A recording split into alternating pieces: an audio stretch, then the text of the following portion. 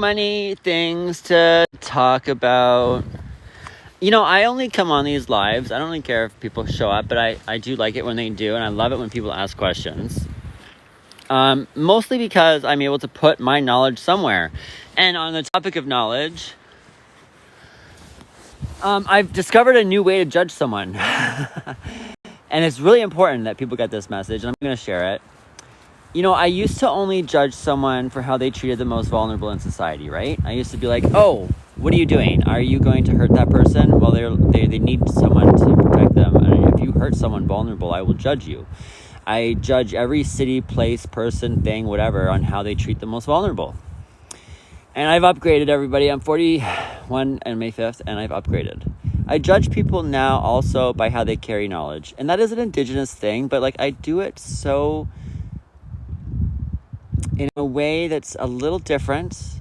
Yes, we are, as indigenous, we are to carry the flame. That is our role as a Turtle Clan knowledge keeper. That is my role. I carry knowledge and I nurture it and I pass it forward. And everyone told me when I grew up that, to die heavy with knowledge, to die heavy without passing your knowledge, you're going to get, reamed out on. You might not even get up there, okay? You might get spit back down here and do it again. And so, I have always known that, if I am going to be responsible and learn things, I have to carry the knowledge well. I have to nurse it. I have to nurture it. I have to enhance it. I have to add to it. I have to really take care of it and then pass it forward. And as a parent, I believe that your one goal, the one thing that we do that we do not do that animals do well, is we do not pass knowledge forward all the time consistently. As in, your one goal to reproduce is to make sure that your offspring have just as much ability and knowledge and capability to continue the same way that their parents taught them. And the most important thing we can do as a parent is to take that knowledge and adapt it for that child so that they can be the best that they can be. And it's not just about passing it forward, it's an adaptability of that knowledge that makes you a good parent.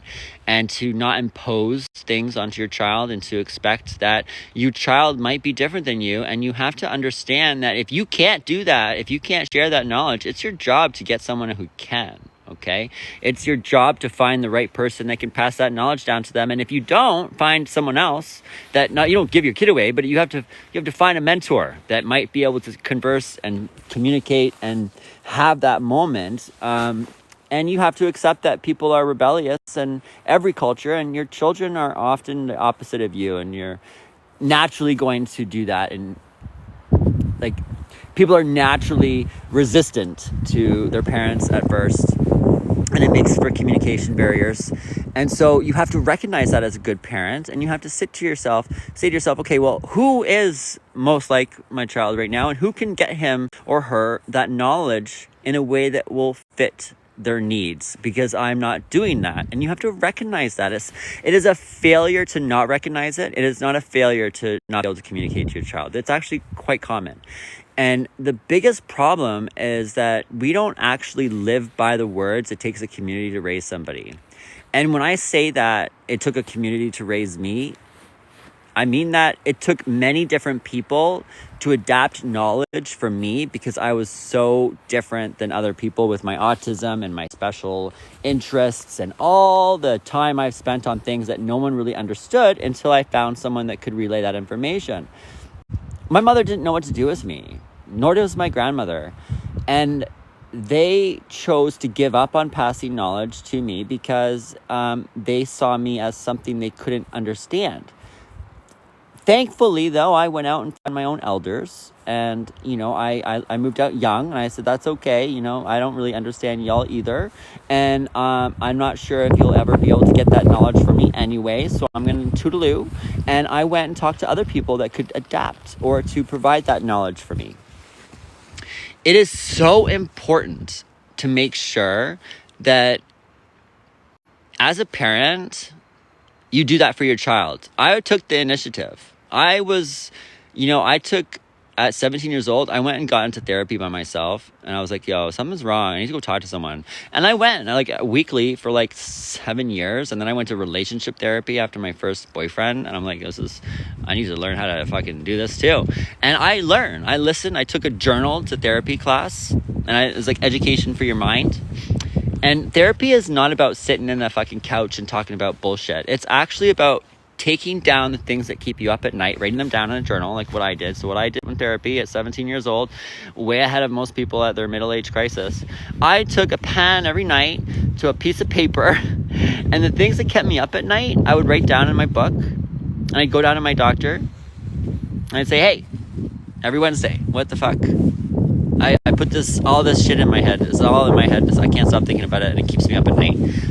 And that's how it started. And then I would write down her ideas, and I would try them out, and I'd go back to her and I'd say, you know what, that didn't work. But this one kind of does. Can we maybe like continue this plan and maybe like work on it more and try to do this and try to do that? And I would sometimes be so appreciated by this doctor that she would sit with me for 3 hours she would schedule me at 6 p.m. every day. Always the last client. And she would sit with me there sometimes till 9 p.m. Okay, this is the kind of relationship that I was able to secure, not because I'm special, but because of how I treat knowledge. How I really respect it in a way that I know when it's right for me and I know when it's not, and that doesn't make a difference on that person. It's really about this communication of knowledge. And if you can't get certain things from someone, it doesn't mean that they're not doing a good job. It just means that someone else you have to find.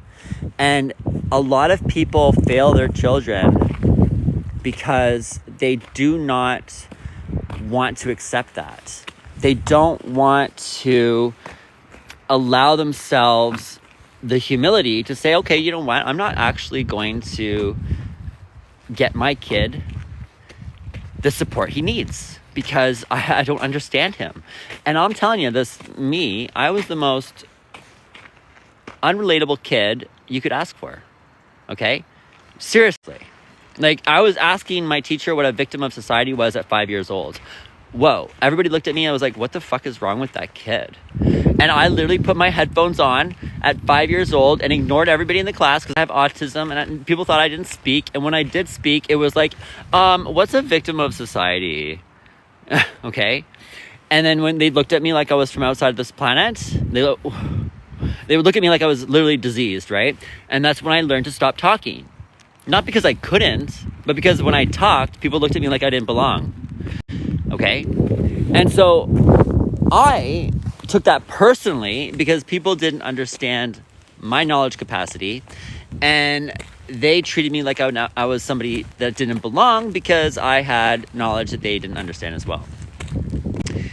I went through like all of school, my whole life, being treated like I didn't belong because of what I thought of and the knowledge that I held. And basically, even when I was very young, I still like approached people that, you know, if they had something to say, I'd be like, okay, let me hear it. And if I didn't think it mattered to me, I wouldn't listen. But I could always listen to people. If they have something to say, I will try to listen. And I'm like, you know what, that's not for me. And I tell them right away, don't waste your time. I'm just gonna tell you right flat out that that's not for me. But you save it for someone else, right? And I'm very respectful of it. And, you know, there might be something else that they have for me, right? And I'm like, you know, I'm more interested in this. You know, you got something there? You got something there? I like this right here. And then you have a conversation with someone that actually can matter because you're actually exchanging information that matters. And you have to have the adaptability, and you also have the courage to tell someone that what they're telling you isn't right for them. And then you have to say, what this is right for me, but that isn't. And you get on the same page, and you have to adapt together. Two people have to adapt together.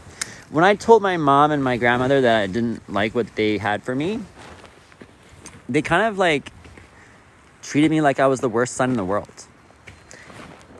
And I carried that for a little while. And I did. I was like, yeah, I'm so terrible because I don't have this, like, you know, like, I'll be honest, they were a little, I would say, Troublemakers, okay, I'm a troublemaker too, but in a different way. I will accept that now. I still ended up pretty close to the tree, but my grandmother and my mom are both troublemakers. They stir the pot. They're very malicious, and that, they're just like, they're not what I wanted to be. When I was like a kid, I looked at all the people in my class, and that's who they were, and I was like, I don't want to be like this. So I tried in my therapy. The first thing I did in therapy was, how do I get as far away from this tree as possible? How do I roll away from this fucking tree? And that was the first thing I asked my doctor at 17 years old. I'm like, I'm picking up these traits from my mom that I don't like, and I need to get as far away from this as possible because it ends up bad. And I recognize those things. I'm like, I can't keep a job. I'm like fucking saying things I shouldn't. I should be keeping my mouth shut. And I'm acting out the way that she does, and I'm not happy. And I'm not working as well as I should. And I recognize these things. And it's like that knowledge that you pick up from your parents sometimes isn't beneficial. And you also have to understand how to like still love them, even though you want to get as far away from their bad behavior as fucking possible. And it's like, it's everywhere you go. And work, school, everything. You have to take the initiative to find people that can provide you the knowledge, and that you have to find people that are willing to, or not even willing, but like that need your knowledge. Like, I'm always going out there and talking to myself. I'm talking to the world. I'm talking to the grass, so that people can hear me. I don't really like talk to myself. Sometimes I say things that I know people will hear because I think maybe they need that. And it's like, there is a purpose in what I do in every single moment. And sometimes I'll sit on the other side of a door and I will fucking start talking as if I'm talking to God, but it's really to the person on the other side of the room. And I want them to hear what I'm saying because it's too hard to tell it to their face. Some people don't like to have knowledge right in their face. And it's, thank you, chosen one. I think we all matter equally. We all have a contribution, even the demons. The demons are here to test our humanity. Check. The demons in this world, they matter too, okay? They're here to test our humanity. How else is God going to know? That's what I've come to conclude. I mean, you know what? I tried to stop the demons my whole life. I'm like, I'm going to stop evil. I'm going to cure evil. That was the most naive I've ever been. Okay. I was like, no, you can't turn a shark into a dolphin. And, why am I doing this? I can't change. I'm not going to become evil one day. So if someone evil came up to me and was like, I'm going to change you, I'm not going to change for them. So I can't expect that. And it's like, people are constantly going back and forth trying to fix each other. And it's like, you know what? Maybe these evil people are here for a purpose. Maybe they're just here to test our humanity to make sure that we can get into heaven all right. I mean, if they do have any purpose at all, that would be it, right? To be like, let's see your virtue in this moment. Let's see how kind you are to this person. And I look at that now and I see what I've become out of everything I've learned. I've become someone who has learned through a lot of push and pull, a lot of trial and error, a lot of mistakes, a lot of listening to people, even the people that I don't like. I listen to people that I don't want to listen to, and I listen to because I want to know what I'm doing wrong. Is there a reason why I don't like them? Is there a reason why I want to change them? And it's like, in those moments, I change myself because I realize, you know what? I cannot change certain things about myself. I know that. We have to start accepting certain things. Now, I will not accept a pedophile. I don't think those people test our humanity. I've been down that road, and it did not test my humanity. It just destroyed my spirit as a child. Those are Wendigos, in my opinion. Those are just like, way to go, when to go, right? It's when to go. They're consumed by greed, and they destroy people's spirits. They literally eat our spirit. And that's where I draw the line. If you are destroying our spirits, then you're not here to test our humanity. Then you are something beyond that test, and it's the destruction of humanity, in my belief. So it's not like a full stop. Like, I don't think everybody deserves to be here. I do believe that people who destroy people's spirits, I think maybe something that destroyed their spirit. And I do have some compassion for them. Like, I do know that, like, a lot of them end up... No one chooses to be a pedophile, right? I know this. We're all born innocent, I think. And it's like, it's honestly a byproduct of some monster destroying their soul. And like, I had to, I was like self-destructive after I had my experience. Like I was like 4 times essayed in my life. 3 times before I'm like 16. 3 different men. And by the time I was 16, 17, going into therapy for the first time, I didn't just like have, I want to fix my shit that I'm learning from my mom. Part of that learning was, how do I stay away from the people that hurt me? Because my mom is also a SA survivor. And I blamed her for teaching me the vulnerability that I end up with these fucking pedophiles. Like, I trust the wrong people. That was one of the things I needed to get the fuck away from, is putting my faith in the wrong hands. And that was something I asked right away. I'm like, okay, it was right after the last treatment of fucking SA. I was like, okay, something's wrong with me. I'm falling down the same path my mom was. My mom's broken now, and I don't want to break. And I blamed her for teaching me basically how to put my faith in the hands of a pedophile. And I had to really fucking change a lot. It wasn't just the things that she taught me. And honestly, it took another 20 years before I really started to understand motives, and also to love myself and to not allow myself to be abused. And it wasn't like what she taught me, it was what I was complicit of. It was the fact that I didn't love myself, and I thought that if people were cruel to me, that I deserved it, and that I somehow, didn't put myself above a certain standard and allowed things to happen. And I also, as a very vulnerable person with not very many people to take care of me, I didn't recognize that the first person that you ask for help in a moment where you're screaming for it is often the predator that's going to fuck with you. And the people that come around when you're screaming for help, they're not your friends. Like, the people that listen out for screaming, like the first to respond to someone screaming for help in the middle of so let me put this the right way.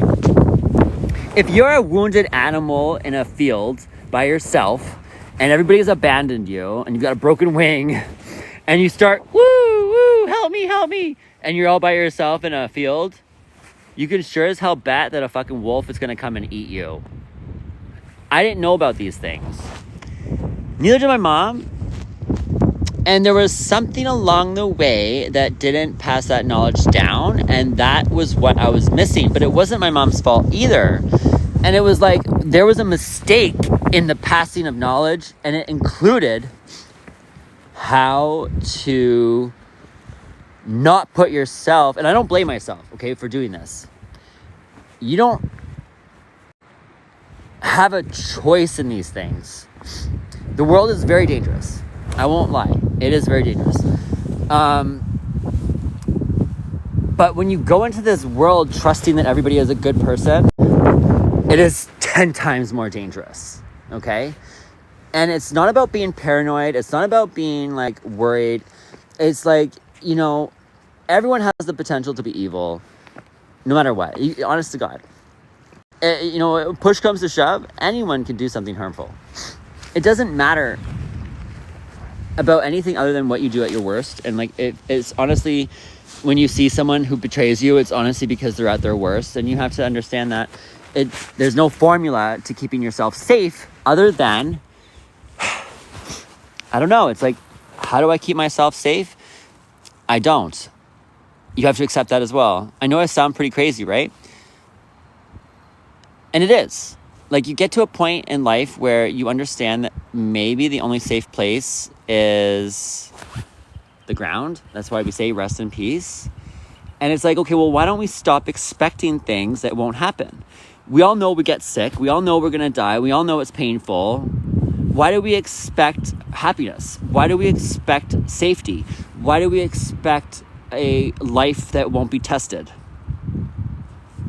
Okay, you see where I'm going? Not so crazy anymore, right?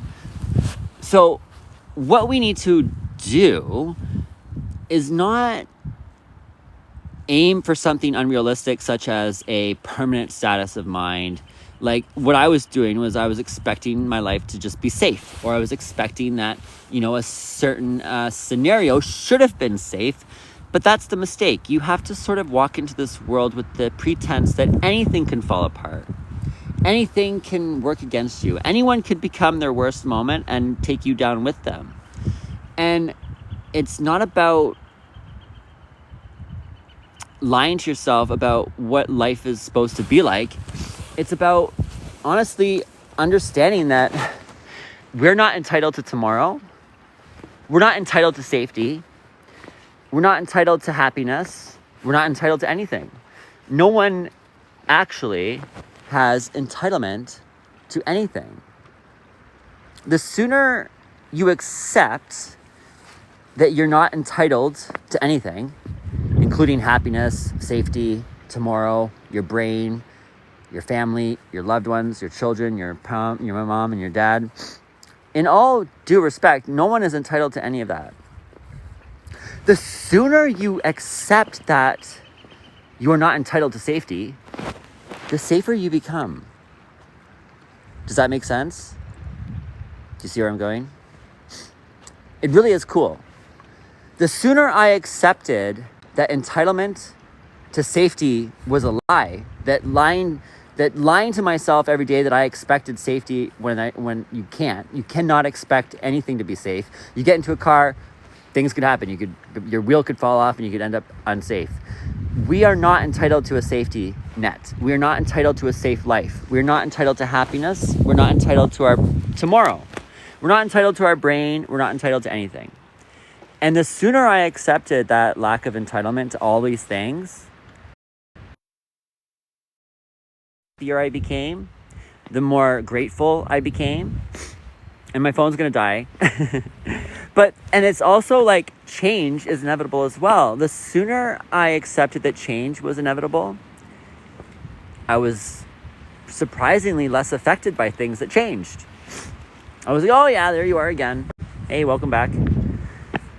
And I actually love to change. I try to change every day. I try to improve and get better or worse, or try to do something. I try to evolve something in my life every single day. And I do a lot of talking out loud, because in school you learn that the only way to criticize yourself is to speak out loud. So I speak out loud a lot, and sometimes I do it with the purpose of others hearing. And when you talk to yourself, you're actually criticizing your mind. You're criticizing your thoughts. So I do that a lot. And, the biggest lesson I have here, before I shut off, because I've got 19% here, I've got a little bit more time, but the biggest things that I can share right now, what I want to make of what I'm going to do is, there are certain things that changed me more than anything else in the world. And this kind of knowledge, I think, people need to pass forward. It's when they feel like there's a pivot. I'm circling the beginning of the conversation, because the whole purpose of this is to talk about passing knowledge forward. For me, was the one thing that made me the least safe. Entitlement was the one thing that made me the least safe. Entitlement was what caused the most hardship for me.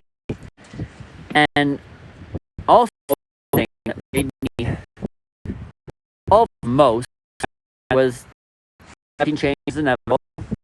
We're not entitled to stay the same. I mean, I think that you want to stay the same is very weird. And I think that we're not entitled to safety. No matter how safe, no matter how healthy you want to, no matter how much you want to, and we're not entitled to anyone or anything or anything at all, right? It actually relieves a lot of things, and when you don't feel entitled to safety, you actually plan for a little bit more protection, and you plan caution into your life, because you want to get that extra day every day, and you just try to be a little bit more cautious. And you also, still, if you're truth to yourself, you're not entitled to controlling that condition either. And so you do it at all costs. You know, I'm going to do my best. This is all I can do. And you also don't allow you to allow yourself. The sooner you accept that everyone, no matter what, no one is going to be like Romeo and Juliet, and even they died at separate times. No matter what, no one is going to be like Romeo and Juliet, and even they died at separate times. But nobody ever. That was sooner you accept solitude, better alone. What you do, you can be with somebody for your whole life, and you just, no matter what, it's just whoever dies first, you're going to end up alone. The sooner you accept solitude, the better. Huge change in my life. Solitude is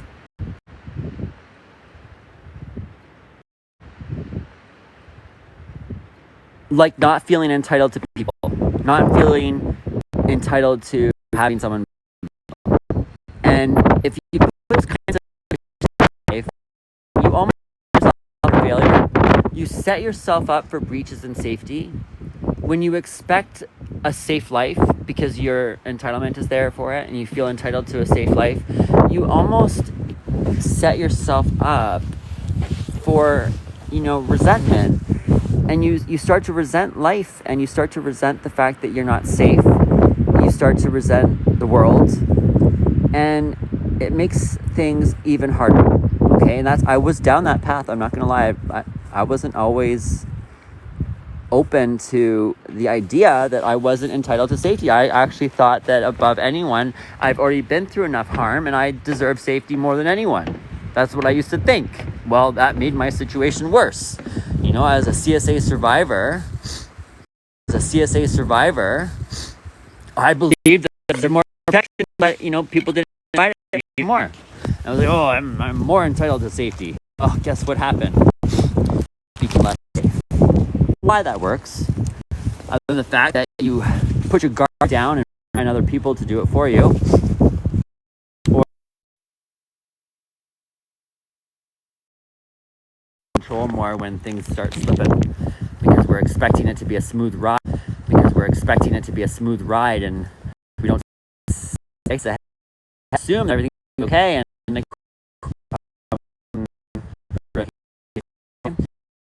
listen, buddy. I'm in my age, but how I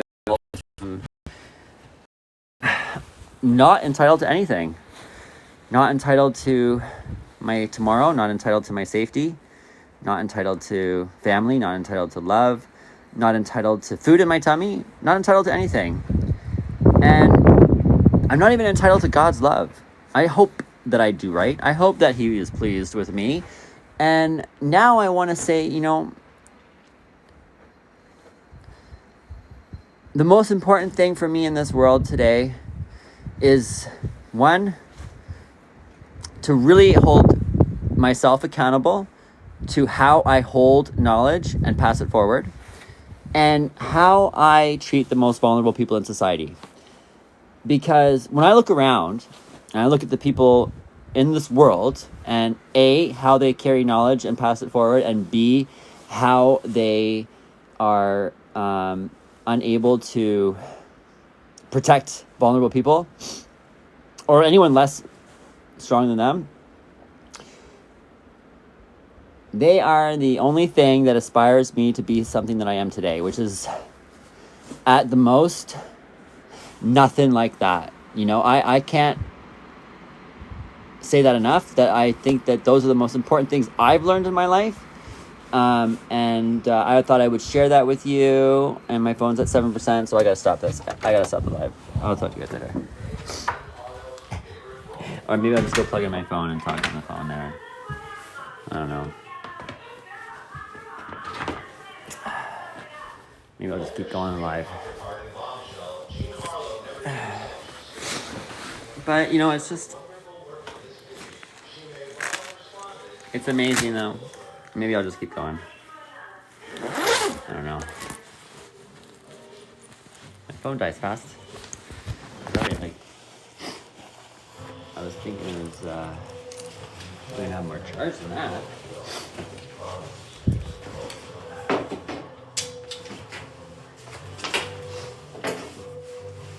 How long have I been ranting for? Yeah, and it's like I can't even rant for this long without my phone dying. Boo. Anyways, I'll just go plug in my phone and keep ranting. I got some work to do, and I can talk about that too. But you know what? I think that we have an obligation to people and to ourselves to share everything we have to give. And it might not be something that you need. Like, I don't expect people to take what I have to give. I don't. A lot of people don't want my knowledge. And a lot of people don't want my knowledge. And it might not be right for them. Hey, I don't judge people how they say I know. Entitlement, right? And even at my most enlightened, we'll say, I'm not really someone who digs into enlightenment, but even with someone who has accepted their entitlement as something that can't exist, I still find myself sometimes struggling with that entitlement. And it's something that you have to do every day. And you have to listen to people when they tell you that you're entitled, and you have to change. You have to learn every single day on a new way that you might have, poisoned yourself with entitlement. And I do mean that now because, I really do feel like entitlement is a bit of a poison. It's caused so much of my pain. When you accept zero entitlement for certain things, it makes that problem so much easier. Like, if somebody's never felt safe before, like myself, I've never felt safe. I'll tell you that right now. The reason why I felt entitled to safety is because I've never felt it. And it's actually just an illusion. Safety is an illusion. We want to make safety happen, but we can't actually control it. I mean, God could throw a comet at this planet tomorrow, and are we safe? No, we're not. That's the reality, right? So we can't actually assume control over our safety. And it's like giving yourself up in that regard allows you to be a little bit more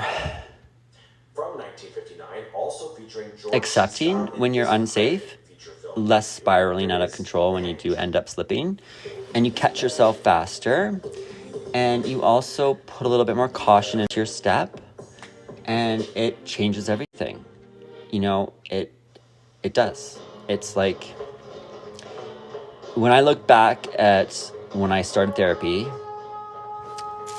and I felt like it was my mother's fault that I wasn't safe, and I felt like she taught me all these horrible things, and I didn't learn anything bad from her other than the fact that we both felt like safety should be just given away. And that's sometimes why we ended up in the hands of a predator, because we would go out into the middle of a field, injured, with no one around, and scream for help and expect the first person to come up not be a wolf, right? That was reckless.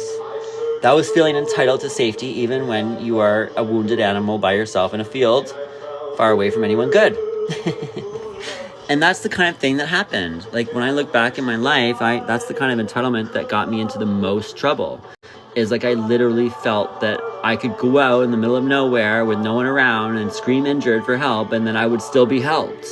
And the first person I could hear coming toward me would be a good person, and not a wolf ready to devour me. And like, the worst of the things that have happened to me have been in those moments when I have been preyed on by someone who took advantage of my vulnerability. And it's in those moments that I've been hurt the most, because I felt entitled to safety when no one is, really. And it's like, it's not to like, yes, happy birthday, Gabe. How old is he? Can I wait? Of course. Happy birthday. Happy birthday. This is the day that your light comes around, right? very important day. I hope he spends it reminding himself on all of the, like it's the first day we see the light. It's a very special day, and I think it's underrated. I think, it's like a full circle of this planet of when you saw the light. And it's a beautiful anniversary. I really do cherish my birthdays. Mine's going to be on May 5th.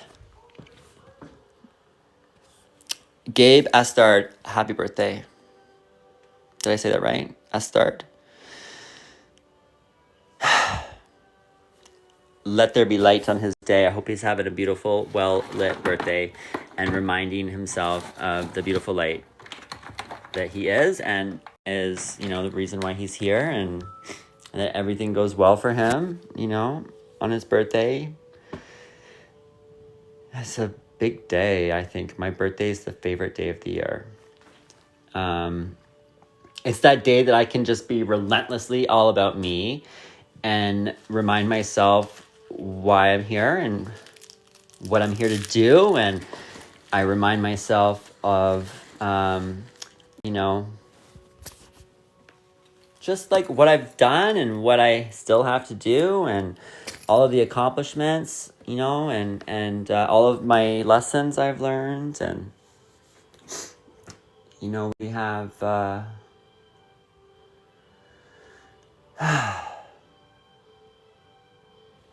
lot to be grateful for and a lot to be angry over in both regards. And if he needs to be angry, I'll respect that. He should be... Let his birthday, let him cry if he wants to. It's his birthday. I'm a full supporter of that. I will cry if I want to. I will scream if I want to. If it's my birthday, I will, let the sun revolve around me for that 24 hours if I want to. I will be as narcissistic if I want to. It's like the one day that I give anyone full score, no matter what. Like, you get a 10 out of 10 no matter what you do. Just don't hurt anybody vulnerable. That's one thing I can't. And don't hurt any children. Don't steal their soul. No. Your birthday is not to destroy spirits. And anything else, 10 out of 10. So happy birthday to Gabe Estard. And, I'm just like... at a point in my life, honestly, where I don't really think that anything matters to me other than passing this knowledge forward. Is again going back to the full circle here on why I started this conversation today. And it's about what I've learned in this life, and I'm making sure that I get this knowledge to people that can carry it. And it's like I've got so many little different things I've learned that you really have to go out there and find people that want it. And you can't expect your knowledge to go into the hands of someone that isn't able to take it. And there's a responsibility that we all have when we learn something. We can't just take it and hoard that lesson. We can't hoard everything that we've learned in our life. And it's like, it's not just supposed to go into the ground when you die. Like, your knowledge that you have, it should go to the people that need it. But sometimes you have to actually go and find those people. And you have to carry your knowledge to somebody who's capable of taking it. And sometimes you sit there and talk to the wall because no one wants that little bit of information.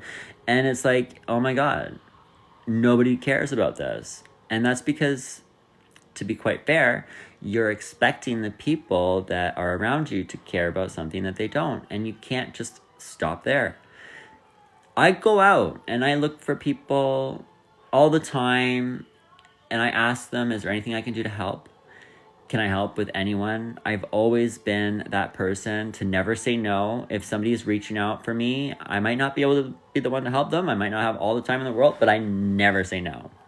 I don't care who you are. You could be pissing me off last week, and if you come up to me and ask me for help, I will not say no. Period. I am that guy. And I might not be able to fix it. I might not be able to fix it, but I will always do what I can, and it's more than most. So I'm not like gonna feel bad if I can't do everything. And I usually will circle around and find maybe someone that I do know can help them. And sometimes the only thing people need is someone to care. And like, they're spinning their wheels on like fucking ice, trying to make a difference in their life. And they're asking people for help and no one wants to help them. And sometimes like all they really needed was someone to say, I will help you. How can I help you? And just actually mean it and be there for them and not try to impose yourself onto them and just be like, hey, yeah, you know what? I'm good at this. How can I help? And like all of a sudden something clicks and they feel all of a sudden like they matter. And all the time it had nothing to do with needing help. It was more like being seen and being validated or being acknowledged that they needed. And you don't really know about that until you get acknowledged. And then once you're acknowledged, you're like a little rocket in the sky, and like, boom, you know, like right off the, and you know, whoa, I don't even need to help this guy. He's already gone. Like, and it's like, sometimes that's all you need to do. And there's so many people in this world that don't do it. And they think that they have to sacrifice their whole world or like they need to get something out of somebody. I don't need anything from you. People have helped me and I didn't get back to them until many years after. And I mean, like, it's not, I don't help people because I want to pay the world back in karma. I just help people because I know how long it goes before someone says yes. I know how many doors you have to knock on, like your knuckles will bleed before someone actually has a moment and or actually has that click where they can do it. And so that is the number one reason why. Because I know firsthand how many doors you actually have to knock on and how hard it is. It actually, you can actually die from asking for help. And I mean that because when you're out there and you're knocking on doors, you start getting feedback, all right? And some of that feedback is really destructive. And so you're out there looking for help, knockety knock, la da da. And your friends and your family might like destroy your credibility. They might destroy your perseverance. They might destroy everything you had going for you because they have this idea that they can judge you and they have this idea that they can put you down. And that's not what you asked for, right? You didn't ask for them to do anything like that. You asked them for some help. And, you know, if they don't know how to help, the idea is not to start looking up Google and start criticizing them. It's not how to help someone. If you want to help someone, you ask, how can I help? That's what they're looking for. They're looking for, how can I help? That's all they want. And they want you to help them take some burden off. Now, if they're asking you for some guesses, then go for it. But you're both shooting in the dark. That's cool. Some people just need a little acknowledgement. Sometimes people just need to know that someone's on their side and they're there and they care. And that's all you have to do. And you don't have to make them feel small or like it's their fault. And that's not what we're asking for. Like if somebody's asking for help, I don't need to sit there and listen to your research on Google for the first time ever. Like I know you've never gone through what I'm going through. So I don't expect you to come up with a solution. I just need some support. Maybe you could fill out something for me while I'm filling out something else. Maybe you could fill this out. Like you know how to fill out a form, right? Can you do something like that? Like I would do that for someone. You know what I'm saying? Like if I knew someone was at capacity and they needed somebody to help them, I'm like, sure, I can take some time. What do you need? How can I help you? Is what I say. And I'm like, oh, often in my case, I have ideas that they've never tried. And I don't tell them what to do. I say, well, I can't tell this is going to work. But, you know, I've tried this and I've heard other people try that. And, you know, you can try it. And if it doesn't feel right, then don't do it. And sometimes it doesn't feel right because you knocked on the wrong door or you, like, expected the wrong person to do it for you. And sometimes you just got to go around the bush and keep trying. And sometimes you'll find that right niche and then it doesn't always fit right away. Like when I tell people to go get therapy, I'm like, it might take you 20 doctors before you find someone that actually feels good for you. And it's not about like expecting the first person to like work. I was really lucky. My first therapist actually cared a lot about me. And I was really confused. I've only had like, I almost like gave up looking for one after because I had her for 10 years. And like she cared about me more than my own mom and my grandmother. Like she cared about me more than anyone else. And so like that was a very, you know, exceptional experience. And she like moved the law around for me and she like did things that she shouldn't. And she was like really a fucking angel. And I wouldn't know what I would be if I didn't have that opportunity with her. But when I came out of that and I went to school and I graduated from university and then I, started looking for another doctor because she had retired, I soon realized that one experience I had with her was not ever going to happen again. Like, I was never going to get a Dr. McDowell ever, anywhere, no matter what. And that was like a one-time experience, and no one else has experienced what I had.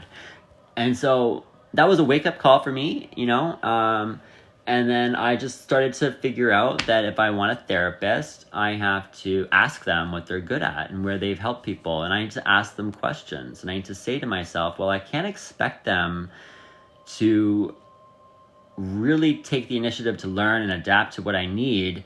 I have to ask them what they know. I have to interview them and be a part of the questioning period until you're both comfortable with each other's, they might not feel comfortable to help you. Like, I've had a doctor tell me that they're not comfortable with treating people with autism because they don't understand it. And I'm like, okay, thank you for telling me. I appreciate that. I'm so glad you didn't just sit there and try and figure it out one day and do something wrong. I'd rather you tell me that you don't know anything about it and tell me I can move on right now and I'm not going to pay you. So goodbye. Instead of taking my money and treating me for things that they've never been trained on. And so, like, it's honestly, like, I have sometimes better therapy with people who aren't even doctors. So, sometimes, like, it's like the student accessibility service manager, like the director at student accessibility, it was like amazing. And the doctors at the school were horrible, like literally pigeonholed me and were like so egotistical. And so I went to the student accessibility services and I just escalated up to the director. And then he became my therapist. And I would go to him and he would invite me. And I would go there for like an hour or two after school and we would just shoot the shit. And he got me through all the problems in university. And it wasn't a doctor. It was like somebody that directed the student services of accessibility. And you have no idea where this person might be that can help you. You just have to go and find them yourself. Or you have to be open to discovering that person if they're already in front of you. And ask questions, like, hey, are you good at this? Do you have any skills here? Like, that's what you're looking for when you go to a therapist or a mentor. It's not just like the idea that people have when you go into a doctor to sit on a couch and talk about things from your past. No. No, you can talk about the things that keep you up at night. You can talk about things that are brand new that you don't understand. You can talk about whatever they're good at. The only thing you should not talk to your therapist about are things they don't have the answer for. And you can tell right away if they don't have the answer when they start looking at the book. And they go, oh, I don't know. Just skip. I'll find someone else for that. Thank you. You want to ask them what they do know in order to get the best out of that conversation, experience. It is really a give and take with my therapists. It always has been. Even when I was 17 years old, my doctor, Dr. McDowell, she learned from me too. It was give and take. I didn't just sit there and complain. I offered my own knowledge and my own experience and my own insight that I had picked up as a very, disheveled 17-year-old living on his own and pissing off everybody by the time he was 17 because he'd been raped 3 times. Okay, by 16, I had already been raped. I was screaming at everybody at 17. So I was angry at every single person that I met, and I had to figure out what to do about that, or I wasn't going to survive. Okay, I took that upon myself to recognize that things had to change, or I wasn't going to make it. And that's where we started. I started with getting as far away from the family tree as possible. I blamed my parents. I blamed my grandmother. I blamed my mom for not protecting me and for all the things that went wrong. Those are my caretakers, and they didn't keep me safe. So I blamed them for the harm. I said, you know what? Other parents keep their kids safe. Why did you let me get raped 4 times? Like, I've been 4 times, 3 times by their negligence. And I was a child. You can't blame me. I didn't choose that. Okay. And they did make me feel like it was my fault, and they still kind of do. And so that's for you to think. But I personally think I was in your hands as a child. And I'm so sorry, but you all could have done better. And I do hold that on you. And I'm allowed to feel that way. Okay. And they sit there and think that I'm just angry for no reason. And I'm like, oh.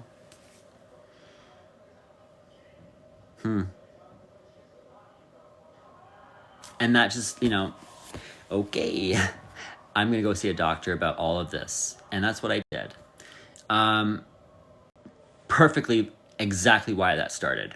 I was angry at my whole family, at everybody around me, at the system that didn't protect me, at the harm that I have been carrying my whole life.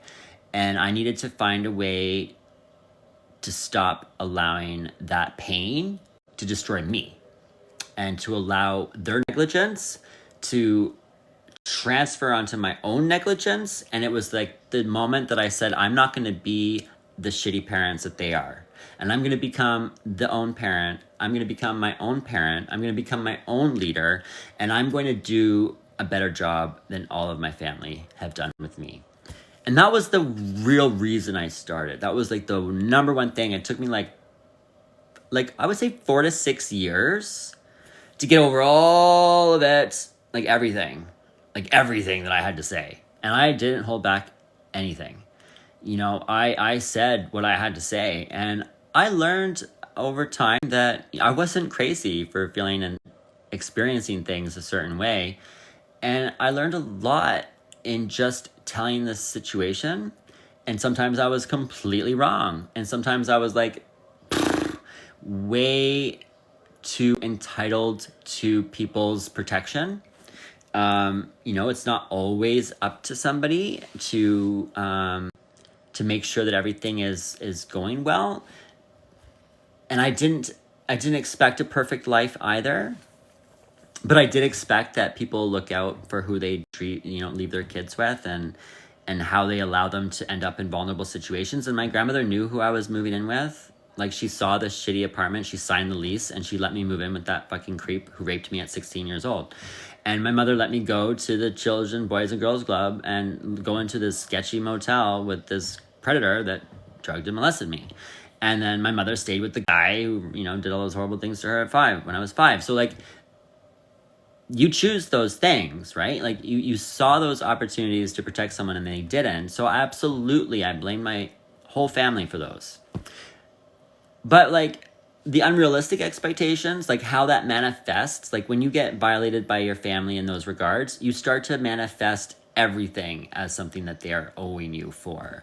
And that's where you get the help that you need. And you start to understand what you do expect and what you should expect, as in, like, your parents should be able to protect you from predators like that. Like, it should be easy enough for them to say, okay, I'm not going to let my grandson or my son in that situation. That's definitely not a safe situation. And your parents should be equipped for that.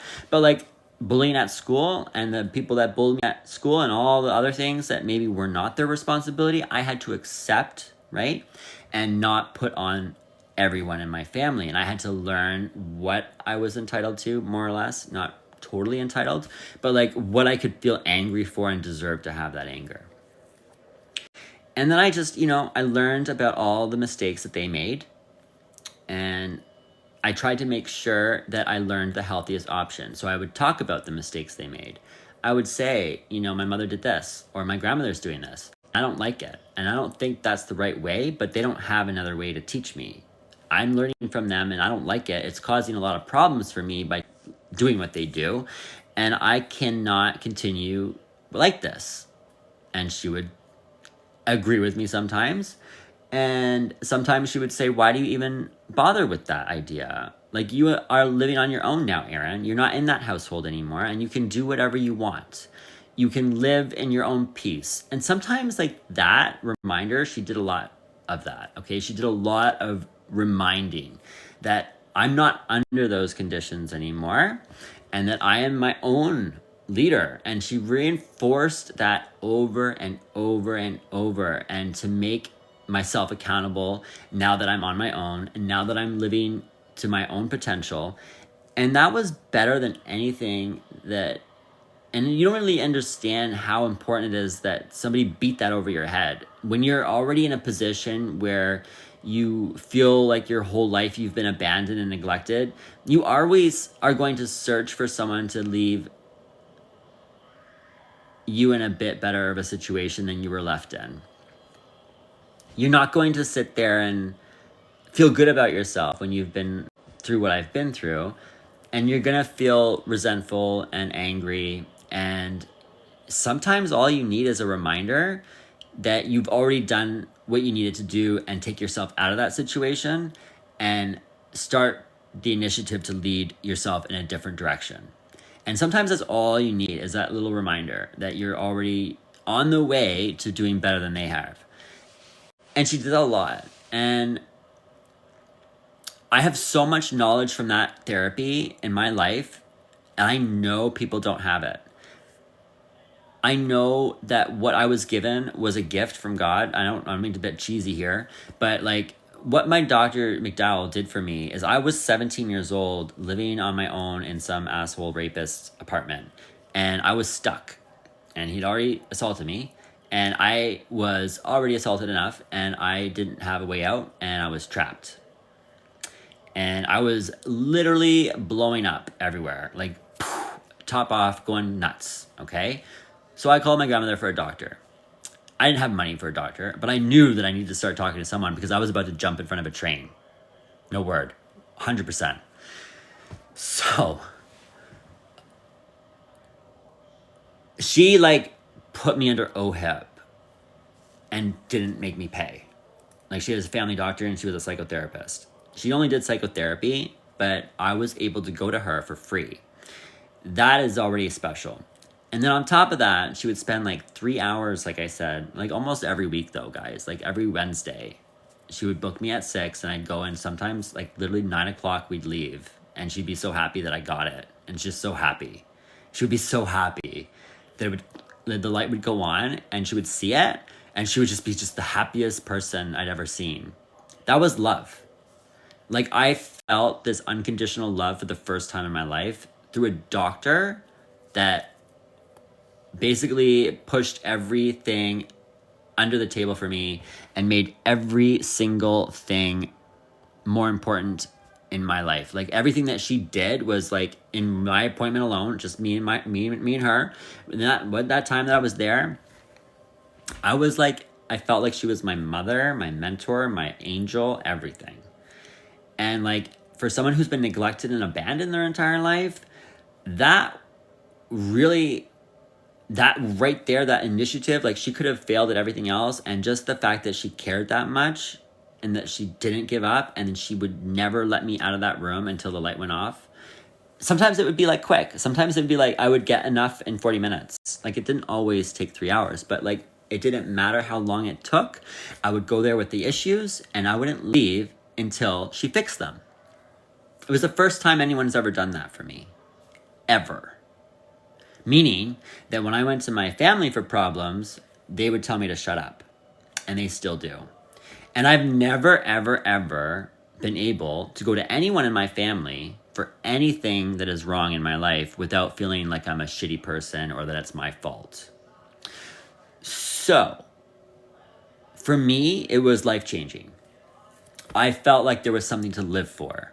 For the first time in my life, I felt like I had a chance at surviving after the very shitty experience I had as parents who failed to pass down the knowledge, who looked at me and said, you're a lost cause. You're not picking up the knowledge the way I expected, so I'm not going to bother anymore. And they just like threw me away, okay? They didn't do what they're supposed to do, which is carry knowledge and pass it forward to the next generation. That's your only real job as a parent, is to carry knowledge from your past parent and pass that knowledge forward so that your children learn to fly and make successful lives out of themselves. If you want to bring children into this world, right, you have to make sure that the knowledge that you got gets transferred to them no matter what. Whether you have to find someone to do it for them, if you can't communicate to them, then you go find the right person. But you don't give up on them. And they all gave up on me because I was not adapting to their needs, or I was not picking up the knowledge that they wanted me to pick up. And I didn't think what they were doing was important for me. And that's the problem. You can't just impose your concept of life on your child. That's not the purpose of bringing this life into this world.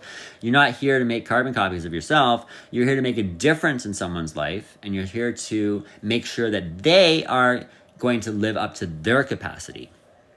And both my parents expected me to be what they wanted, and when I wasn't, they didn't bother to do anything. Meaning they flicked me off their fucking porch and let me die. If I died, they wouldn't care. My parents would literally, if I went missing, they'd be like, "Oh, it's his fault." "Oh, really? You didn't fail? I mean, what did you give me? Knowledge on how to survive?" Did you always pick me up when I fell, or did you make it seem like it wasn't your problem? Because that's what I got. And when you make your child's failure not your problem, you're failing as a parent, and you should never have brought children into this world. And I wholeheartedly believe that. And if you don't have the capacity to pass and carry your knowledge forward, don't bother having kids. Because you're not going to do what you're supposed to, and making sure that what you have learned in your life gets changed and passed on and adapted to how your kids need it. And if you don't know how to adapt knowledge for everybody, don't have kids. You're not the right person to have them. If you can't pass your knowledge forward, maybe don't have kids. That's okay. You don't need them. Why would you bring a life into this world if you can't prepare them? Right? If you can't take everything that you've been given and make sure that they're prepared the way your parents did, then skip it all together. But don't make it their problem. They're not the ones that are like, every kid is going to be different. You could have 3 kids and you're going to have to adapt your knowledge for each one of them. Every single one is going to need that information a different way. And that is your job as a parent. That's the hardest thing you will ever do as a parent, is figure out how each kid requires that knowledge to fly off the branch successfully on their own. And if you don't do that, then you have failed them. You have failed yourself. And it's a problem to me. And if I didn't get Dr. McDowell, I would never have learned to fly. I would never have saved my life. I would never be here. I wouldn't be here. I would have jumped in front of that train ages ago. Okay? And it's like, that is who I look up to as my mentor. My family, like, I miss her dearly. She cared about me more than all of my family combined. And she loved me unconditionally in a way that taught me that I mattered enough to put the work in.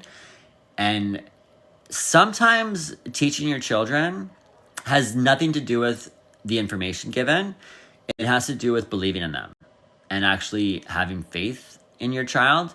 And when you deliver their knowledge in a way that makes them feel like they're not getting it, or they're like it's their fault, they're not going to get it, because you're delivering it in a way that makes it feel like it's my fault for not getting it, when it's actually, you don't love me and I don't know why you're giving me something like that, and I don't feel loved and cared for and appreciated, and every time I don't get it, it's seemingly my fault. But like, look at the message I'm getting. Like, you can always tell when your parents don't love you. There's no joke.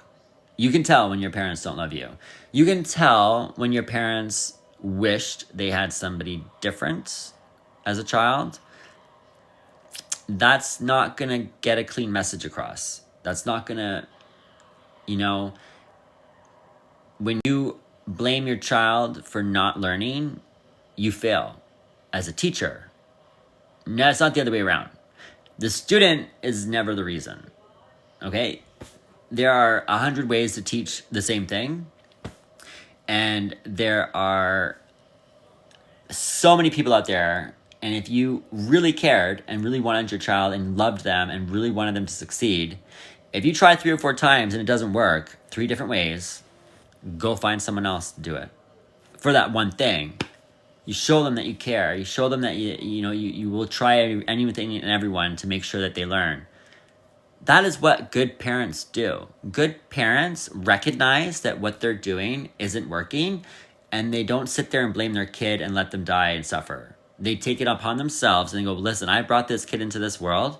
All right, this is my responsibility to make sure that they get everything that they need so that they're not in this situation. And if I'm not the right person to do it, I'm going to go find someone who is. That is the best thing you can do.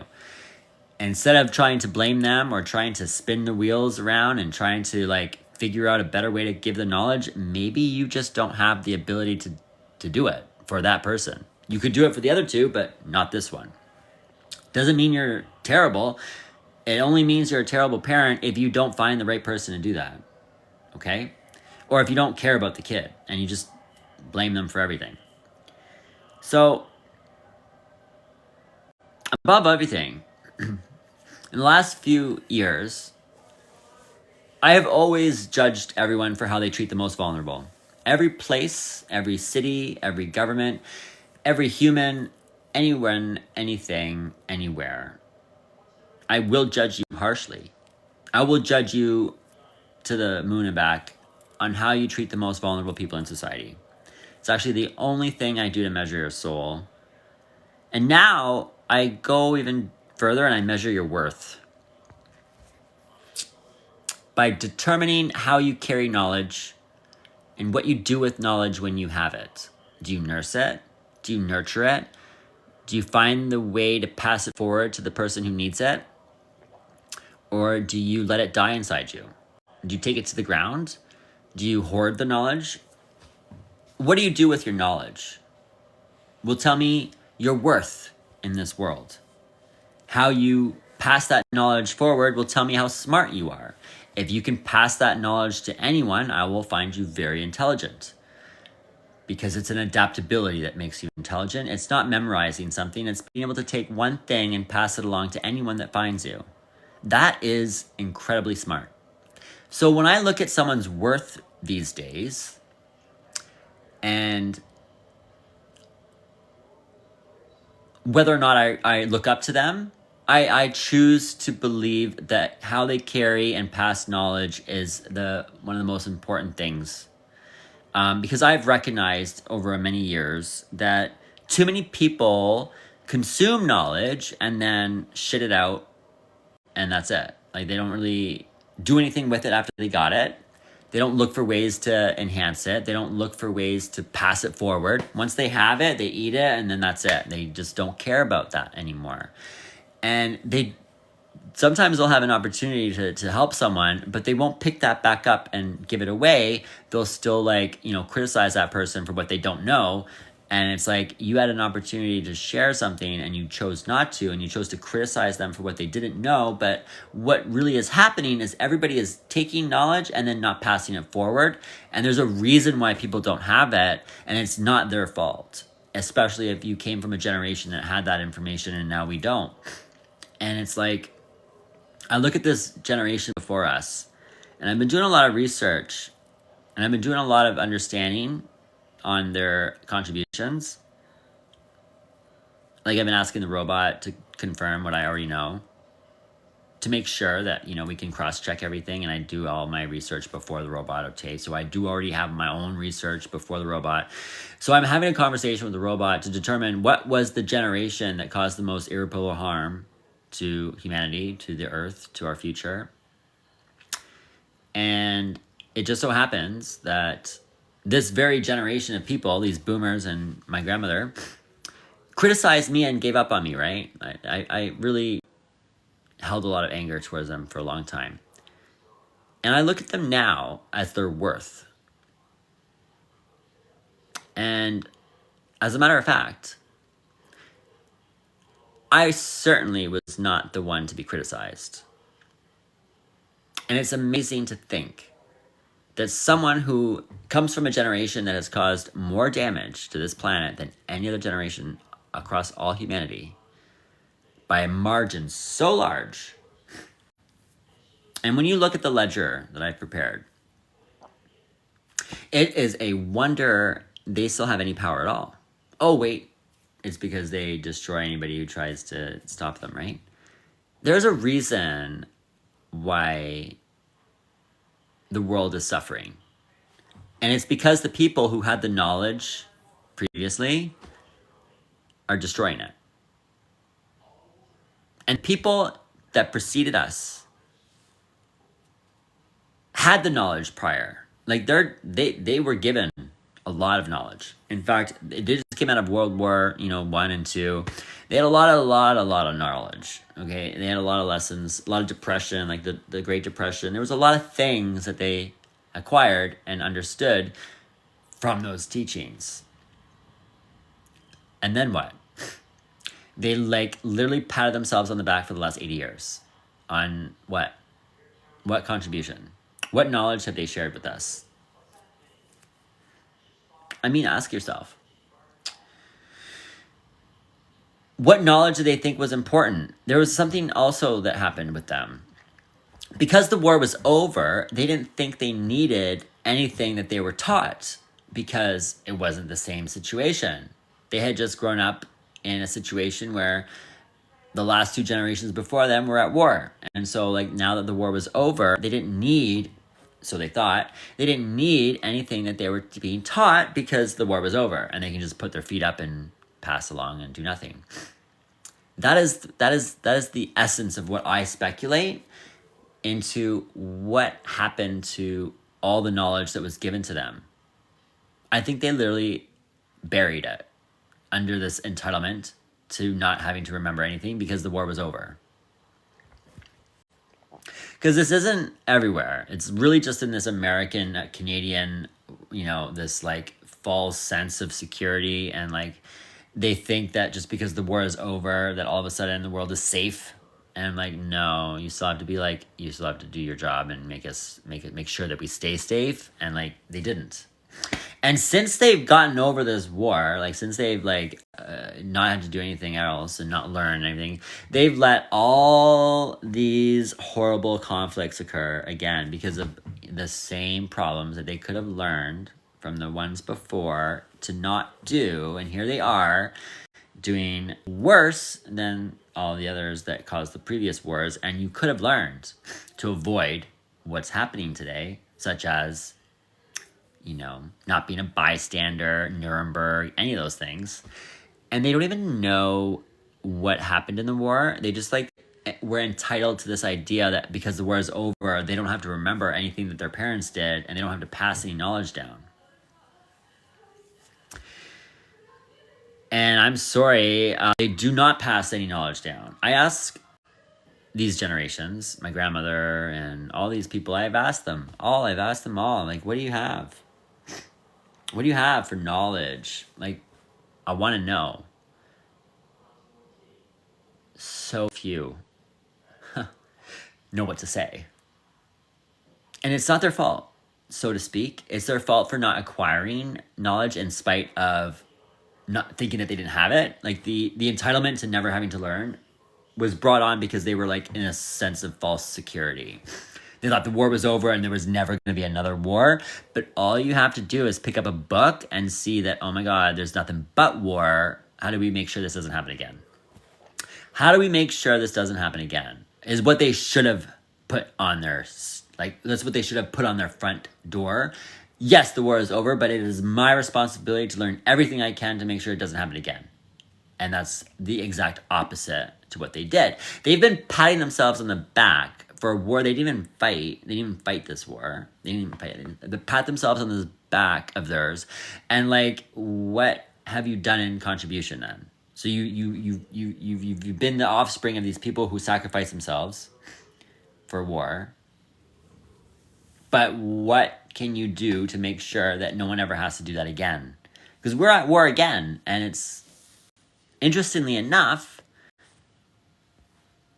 they were the last ones to get the baton from the last war, World War II. Okay, my grandmother was born in 1943. She was given the baton. She was born right after the war. She is like the most entitled person in the world that I know, who thinks that they don't have to learn anything, and she's done enough. Like this generation before us, the millennials, I'm a millennial, I'm 41 this May. We were born the last generation to see the future as a place that is safe, okay? I was raised seeing my future. When I turned around 20 and I started to go to university and I started to learn about what's happening to our future, it was a wake-up call. It was like, oh, it's not the same future that they had, not even close. Oh, not even close. And you look at the irreparable harm, okay? I've done this research. I will happily make sure that everybody knows about this. What happened since like 1930? Nuclear war. So there's nuclear damage and radiation across the planet that's never going away. There are holes in our ozone. There are forever chemicals. Do you want me to keep going? Our homes that were once stone and brick are now paper and glue. melting in the rain, literally rotting before we can even pass it down to our children. Do we need to keep going? Our concrete is cracking. Our tar and glue and sand roads are like falling out of potholes or honeycombing in the first year now. Let me keep going. I can literally look at every single part of the infrastructure that was laid down by these people who came after the war and pat themselves on the back till they die, thinking that they can just carry on the laurels of their ancestors. And what have they done, right? They demand so much respect from us. But why? What respect do you deserve? As a millennial, I should have the reins. Like, I should be part of a group of people that have the reins of our land and are stewarding our land. That should be our mission. I'm 40 years old and I'm still homeless and I still have no home because the people before us are still hoarding the land and the power and the money. And I mean hoarding it. Hoarding it. Like, their parents didn't do that. And they bought up everything to the point where, like, that generation owns everything and they're letting our generation die on the street. We'll be like the first generation to never make it on our own. That is a failure. That is taking the responsibility and putting it down the drain. That is destroying all of our knowledge. That is destroying everything. So if you look at all of our infrastructure, social infrastructure, physical, spiritual, whatever infrastructure you can look at, and I mean it, like even the metaphysical, okay?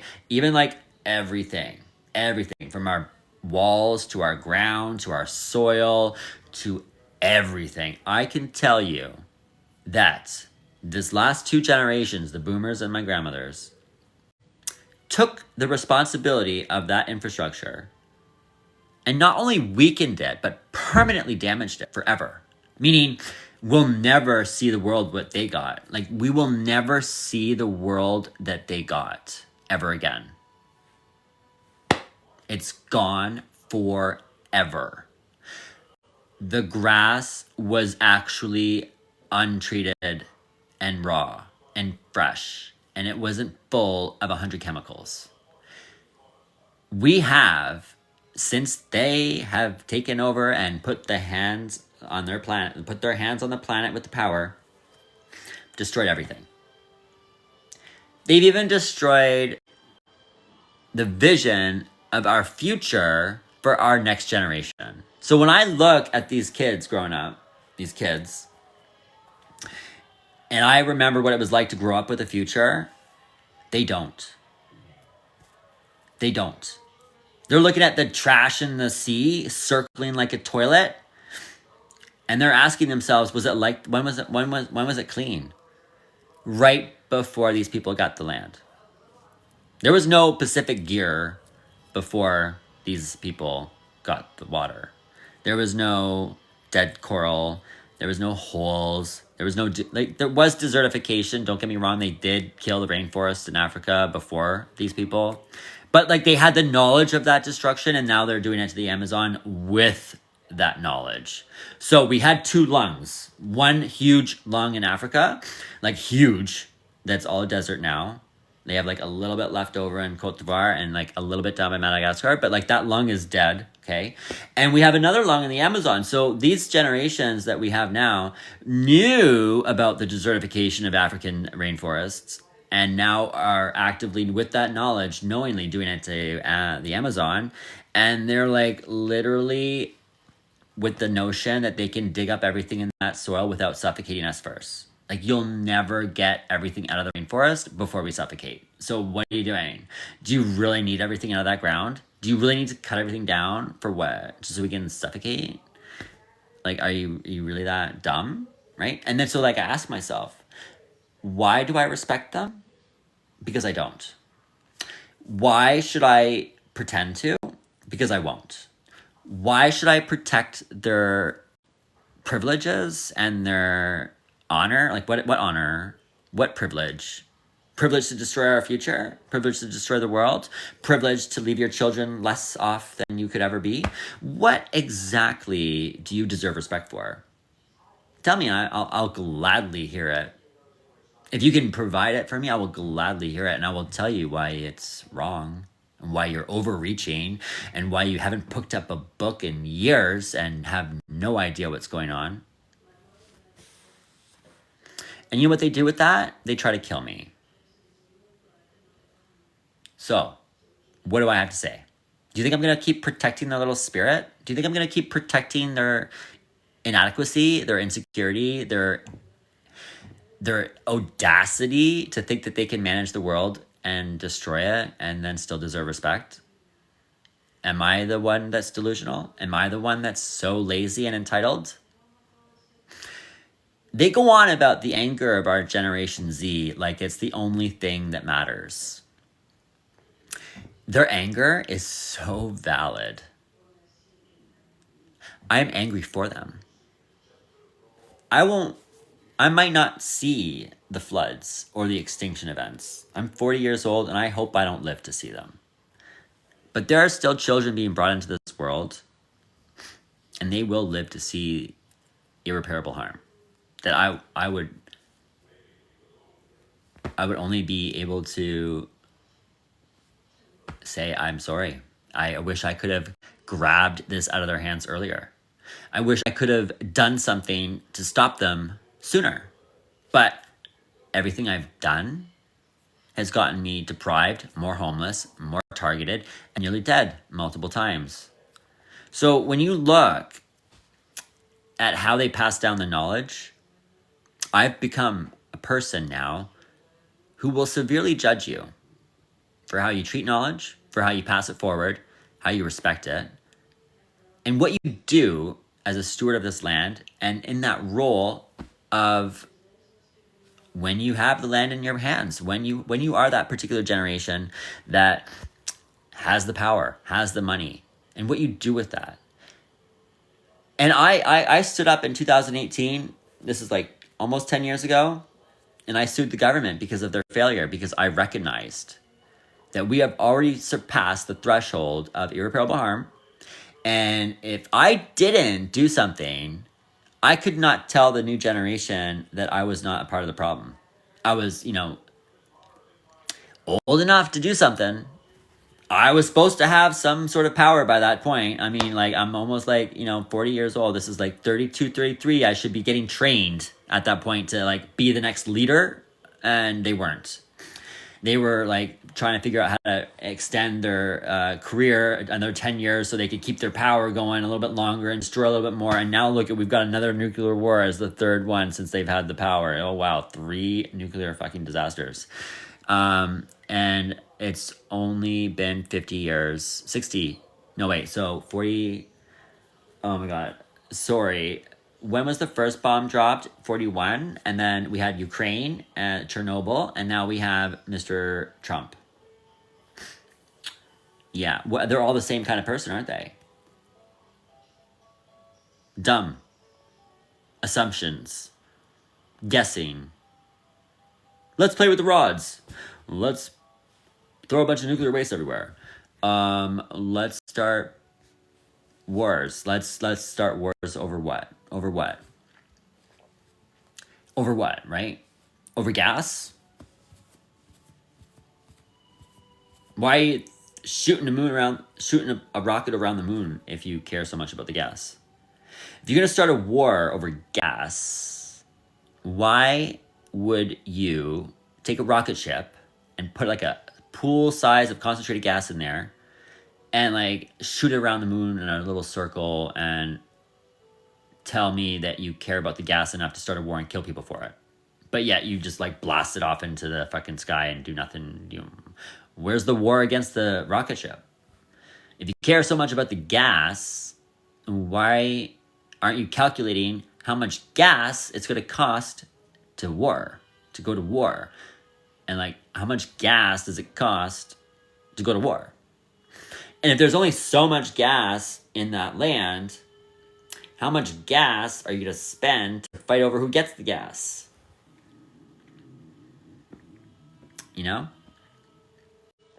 Seriously, no, it's a very easy question, right? So if there's only this many reserves in Ukraine, for example, there's like, 'cause that's where a big reserve is. There's a bunch of gas in Ukraine, so everyone's fighting over it.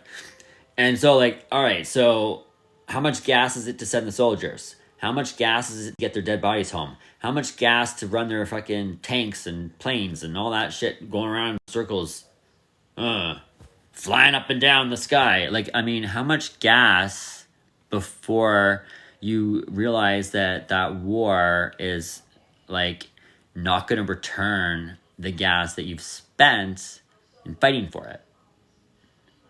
Huh? Right? So, when I look up to these people, there is no looking up. There is none. And I have honestly never been so disgusted with humans. I honestly don't think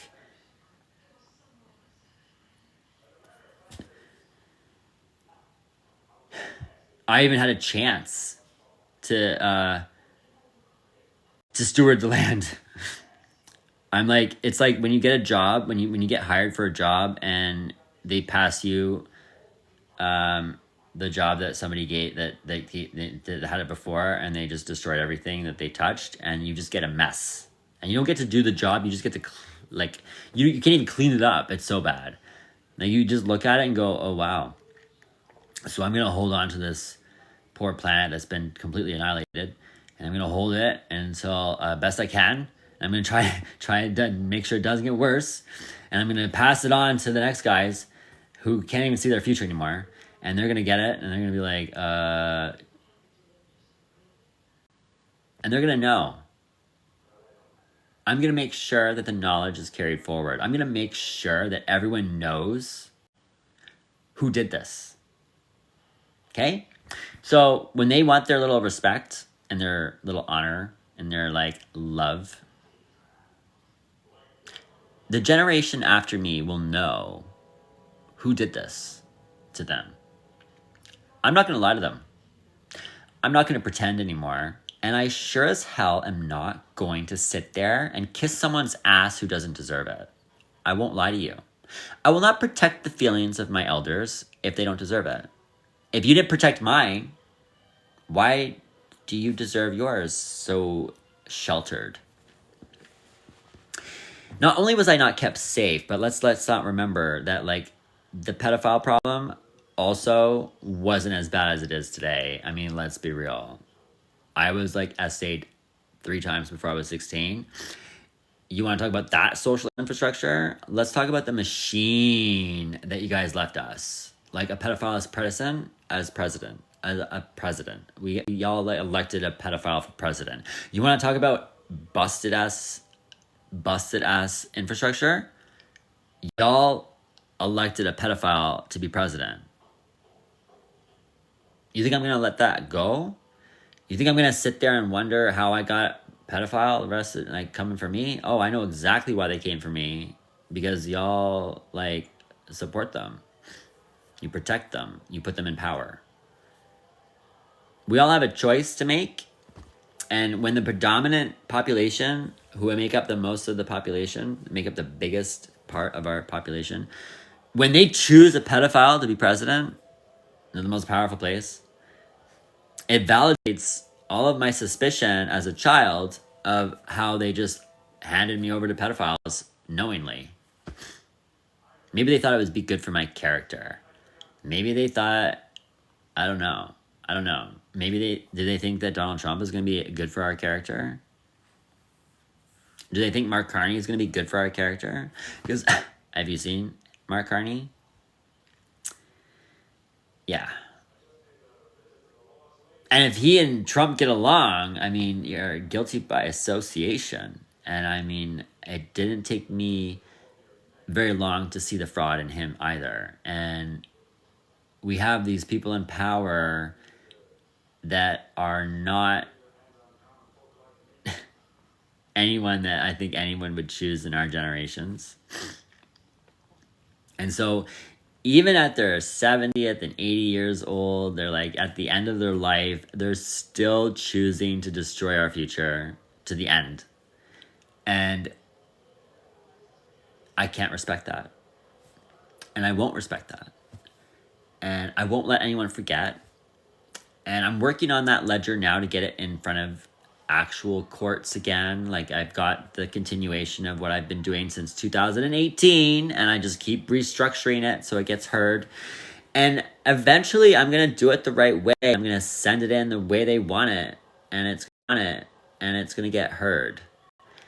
And it might be after I'm dead. You know, it could be that I die before it's heard, but there will be enough of the record that it becomes evidence when the millennials finally get the power, or the Generation Z, by all means, because we millennials are dying like flies, dropping like flies. And so, like, when the shift happens, when the destructive forces that currently exist, when they finally cease to exist by all natural means, we will have the evidence available, and they'll want it, and they will get it, and they won't be afraid to talk about it because no one will be trying to kill them like what they've done to me. And the people in my generation, like the other millennials out there, look at me and they go, "Whoa, Aaron, we thought it would be bad, but we didn't think you'd be going through all that.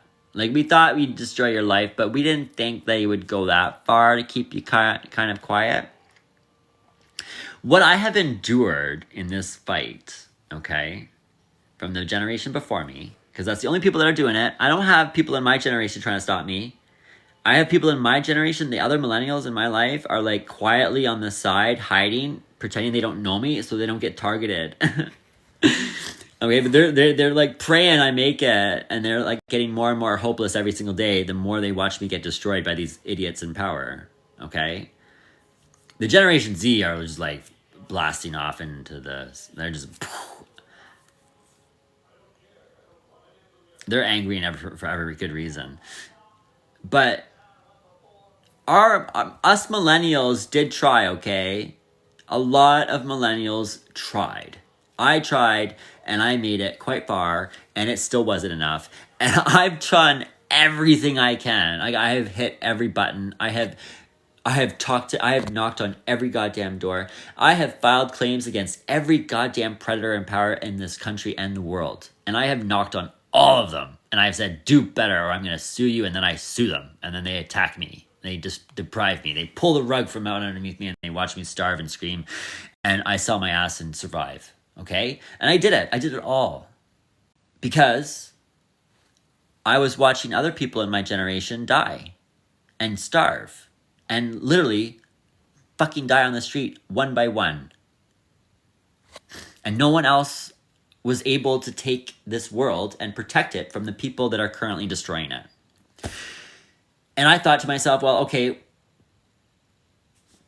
I'm going to do it then. I'm going to just do it until I die. They can kill me trying. That's what I'll do. That is the person I am married to is this, it is a job description. I have married a position. I have given up any hope in having a life that is normal.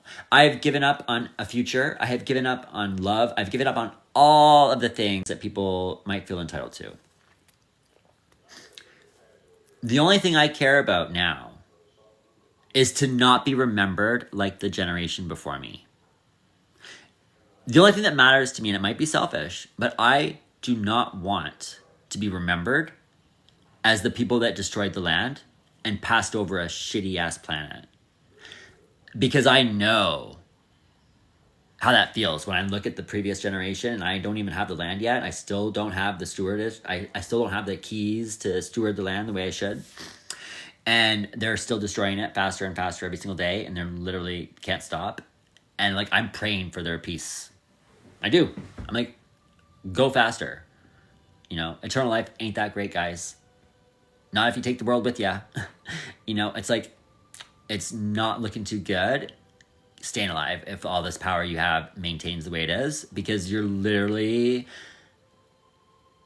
already destroyed the world before we can fix it, and it's already past the point of no return. And it's like, if you're gonna stay, if you want it to live forever, hand the world over and give it to someone who can actually take care of it.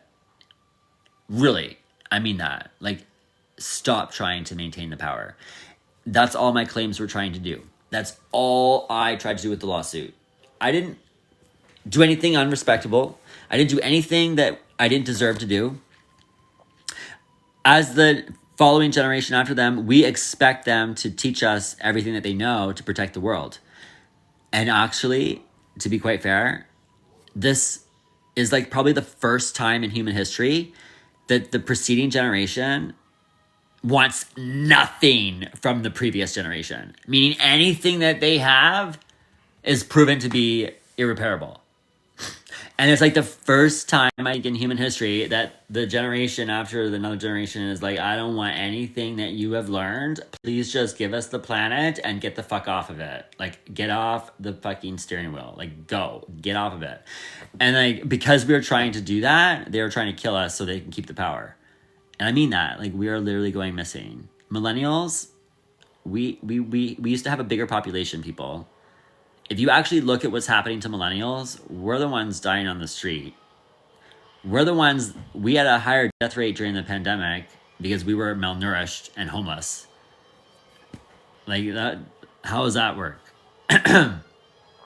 Right as we're supposed to be learning about how to steward the land and be the next leaders, we're dying faster than ever before.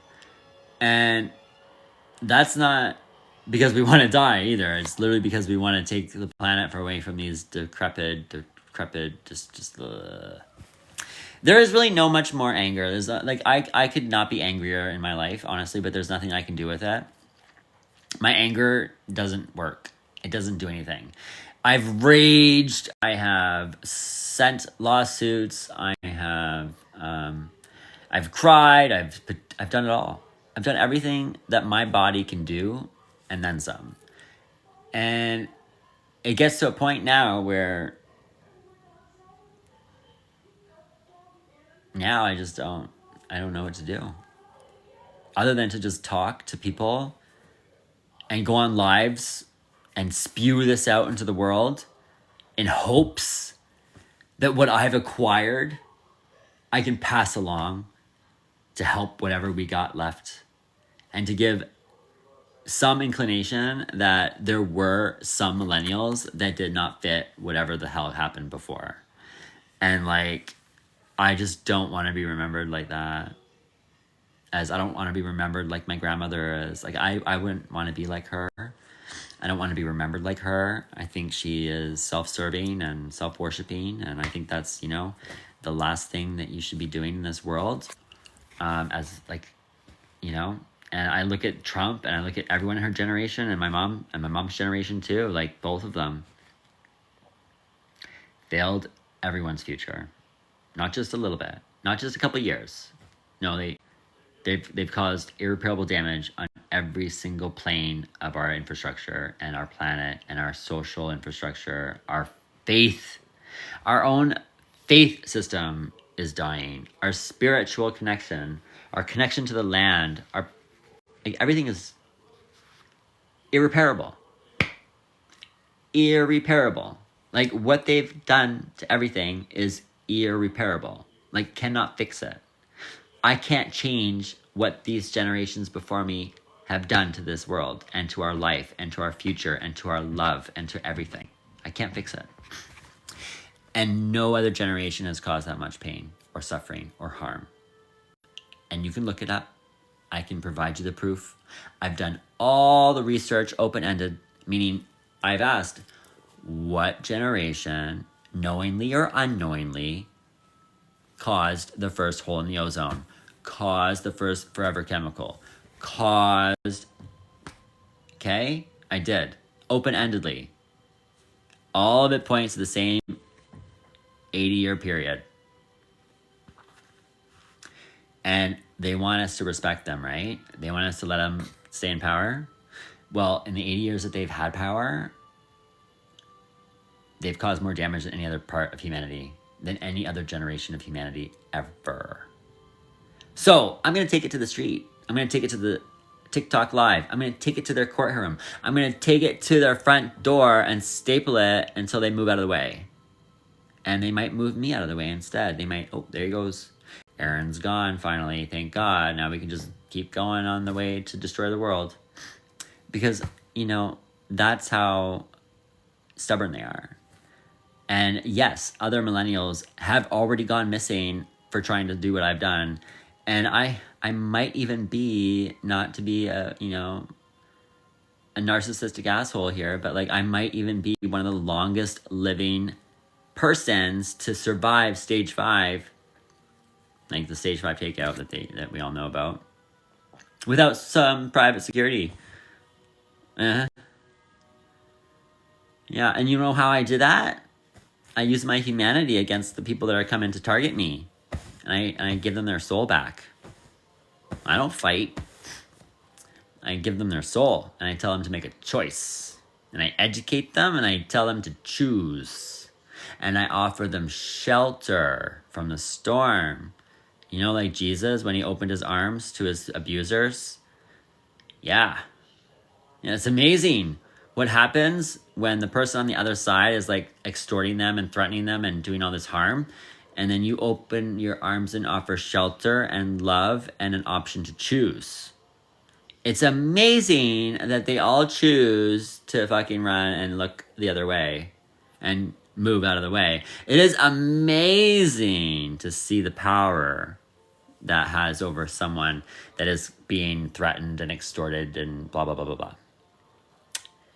And I am alive to make sure that I pass that knowledge forward.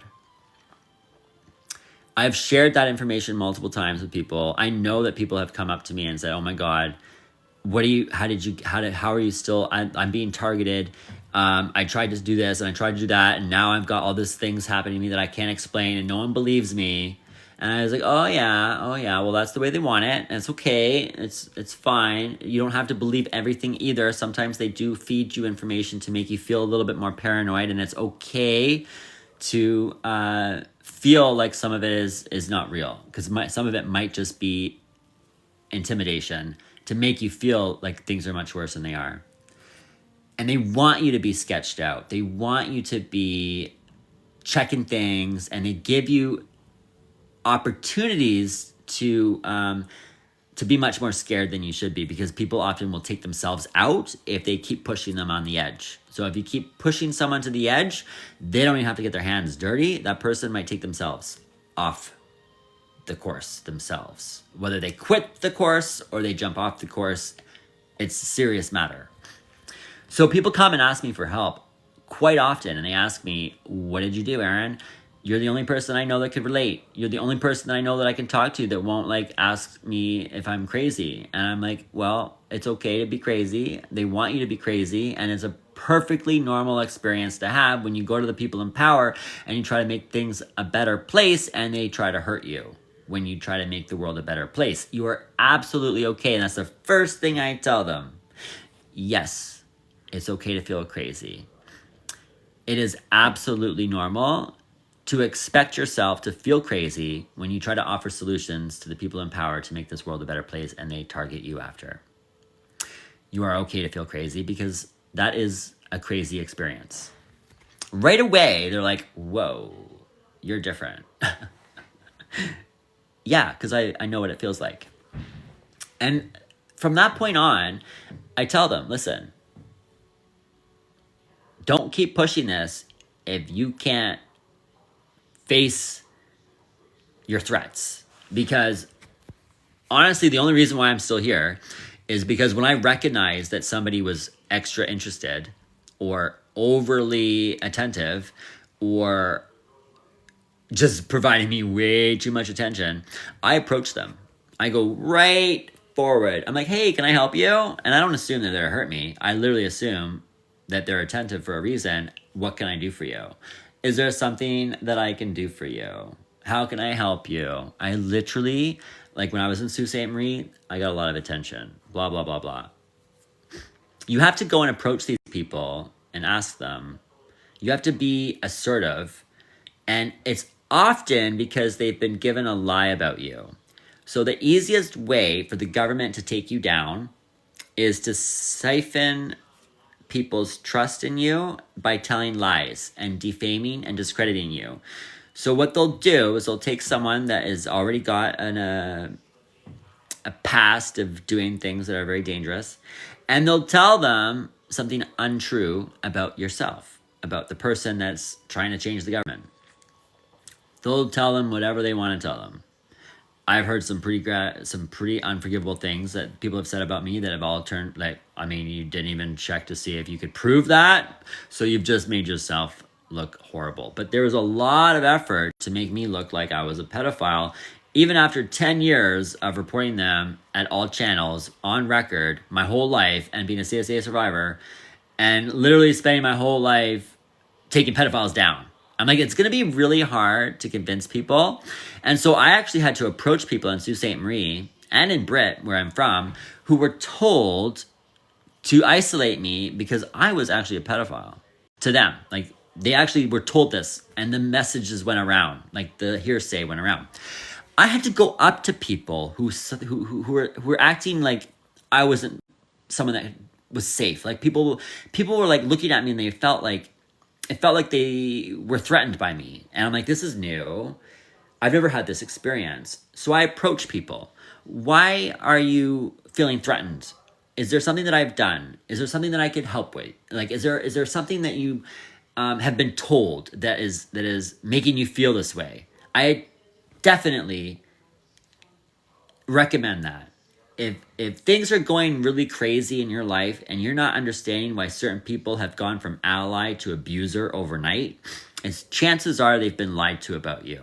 And there's a campaign occurring and it's not in your favor. You have to approach them. Now, it's hard because what did I do? The only way I would have been able to get out of this mess of being called a pedophile is if I can show everybody that thinks that a clean record of me doing the exact opposite a pedophile would do. A pedophile is a term that is a very destructive thing, and if you get called one and you can't defend yourself from one, then you might never make it. You might get taken out. You might not be able to survive. That is how the system plays. Look at Michael Jackson. Same thing happened to him, okay? Look at very powerful people. There are very powerful and rich people that have been defamed and discredited, lost everything, and out they go. It doesn't matter who you are. You have to be, in order to take on what you see I'm doing, in order to do what I've done and survive as long as I have, you have to look at every single change in someone's behavior as a potential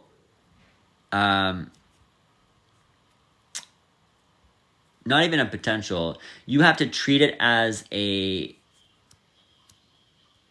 not a threat. And you can't go to them like they're a threat either. You have to go as in to fix. Like, you can't even assume that they think the worst of you. What I've learned is that you really do have to lead with your humanity. And you have to question everything that you think you know about protecting yourself. Because really what they're doing in their mind is protecting themselves from what they've been told about you. And that's how the government plays. That is how the system plays, okay? 100%. And when you're in that scenario, if you can't defend yourself with 100% credibility, your whole life could be destroyed forever. Forever.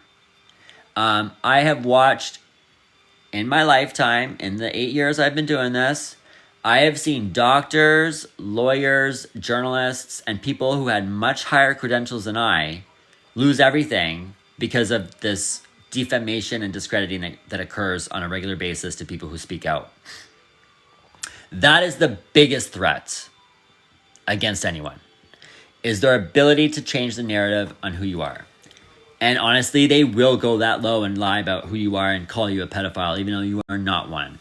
And if you can't prepare yourself to defend yourself on that, like me, and I can literally show records. I'm like, in the year that they're calling me a pedophile, I've literally been working with Barrie Police and Interpol and all these different places and reporting them online like crazy and getting rid of red rooms and literally protecting every single person from these places. That is not the behavior of a pedophile. So when you call me one, you better make sure that you know what you're talking about. Because honestly, that's been the fucking scariest thing that's happened to me, okay? Is that somebody actually tried to do that. And they knew as well that I had spent my life doing what I do and like protecting children and making sure that every pedophile that crosses my path is questioned and taken down, okay? Like legally. And so everything else usually comes through the same door of being, that's usually where everything goes wrong. That's how everything goes wrong. So it literally begins with them being able to prove that you're not worth anything and that you're worth harming. And so like the drop in the changes that people experience are started through discrediting, dehumanizing, and destroying your credibility. If you can prevent that, stand beside me. You know, I'll go with you to the end and we can try and fix it for whatever we can. But if you cannot stand up against any defamation, including that, if you cannot stand yourself up and say, I'm not one of these things and prove it, do not try what I'm doing. Don't even attempt it, because the system does go that far. If you actually become a possibility to make a difference, which means that you would actually be capable of removing their power system, then they will do anything, including calling you anything and everyone. They will, and it just, the character smearing campaigns they do in their own elections.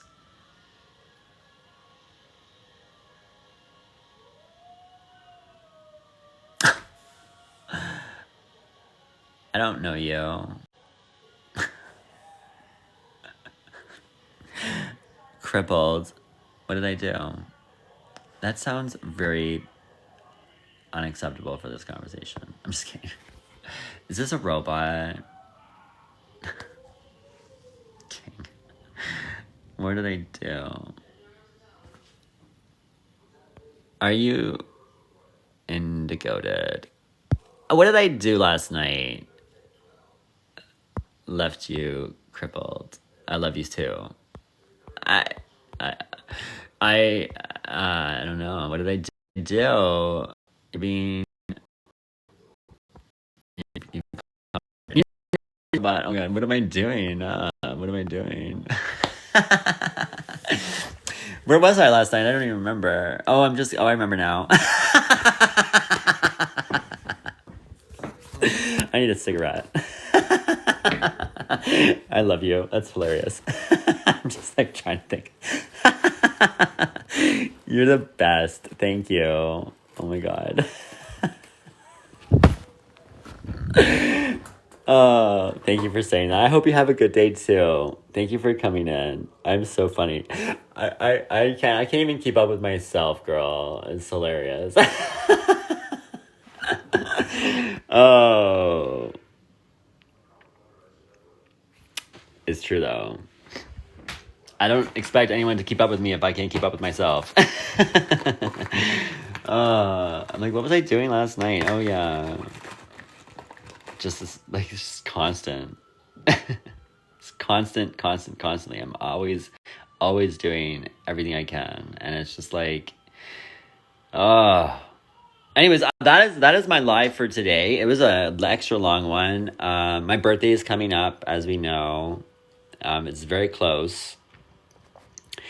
And, you know, every year for my birthday, I try to get everything off the chest. I try to get everything off that I've learned for the year. It's like part of my shedding the skin. It's how I evolve every year. I try to make sure that I can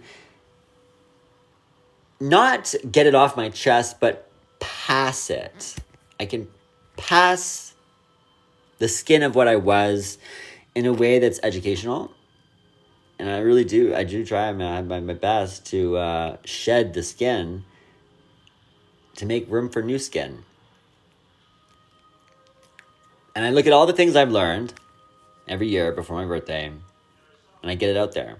I try to share it, and I try to process it in open areas to be judged, because that is the only way you can make sure that what you've learned is even a good thing or something that's worth sharing. When you do not open the door to be judged and criticized and looked at as, all these things that people need in their life, you miss out on the opportunities to learn what was really good and what wasn't.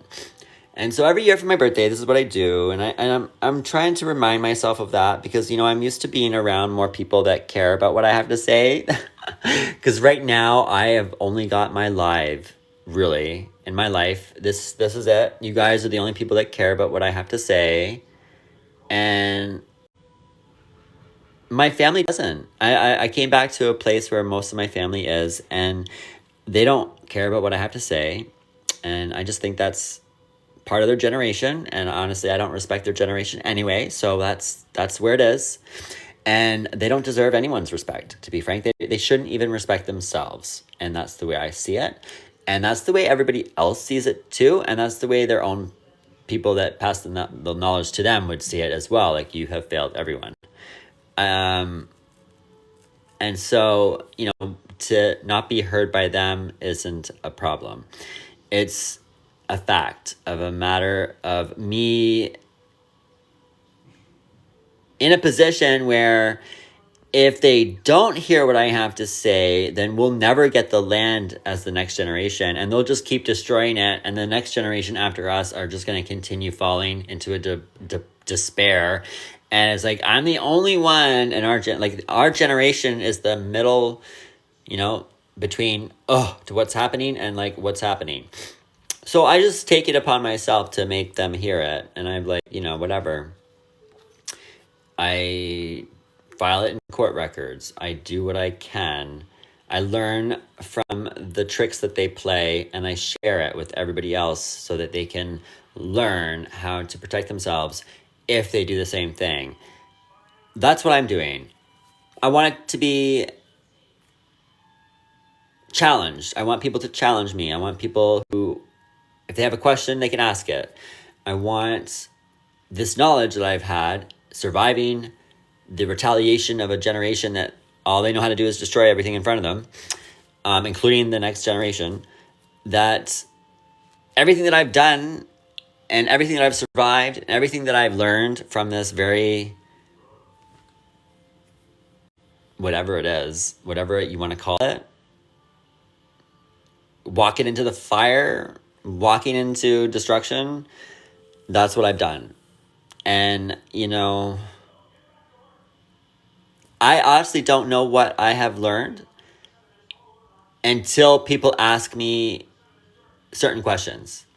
I actually don't really truly know the worth of everything that I've done, other than understanding for sure that they are the most destructive part of humanity.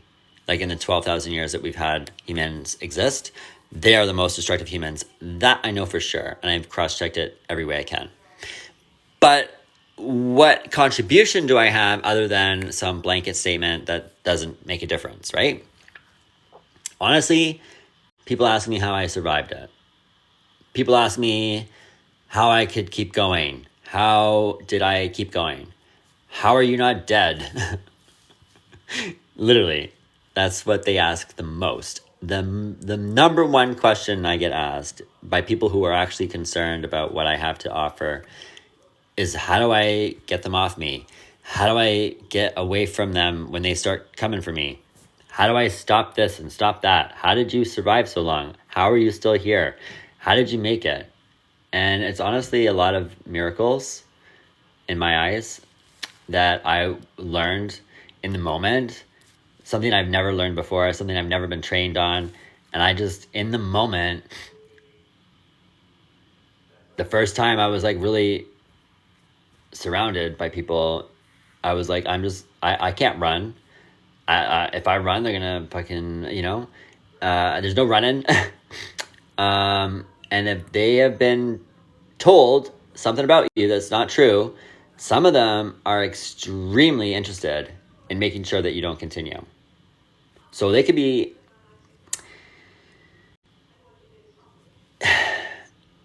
and I didn't know that until I started confronting people. I didn't know that people were being told lies about me until I confronted them. Finding the courage to confront a bunch of people that look like they want to kill you is not easy. When people look at you like that you should burn in hell and they would like to see you suffer and they've got that hatred on your face, confronting them and asking them why they feel that way is extremely impossible for anyone.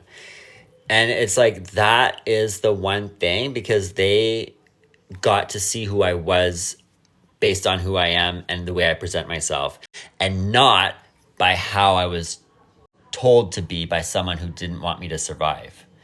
So when they get to hear the other side of the story direct from the source, and I quickly realized that they were being lied about. They were lying. They had totally different wrong story. I could feel it, that there was something that they were told. I was like, what do you know about me? Do you know everything about me? Because I have this sense that you really hate me and I've never met you. And I'd like to understand why you're staring at me like this. I'm just basically trying to sue the government, and this is what I'm doing right now, and I'm being retaliated against, and I'm trying to save the world from this, and this. And then they got really interested, and they started to look at me like I was a human all of a sudden, and they looked very confused. They were very confused about what I just told them. And I was like, what else were you told?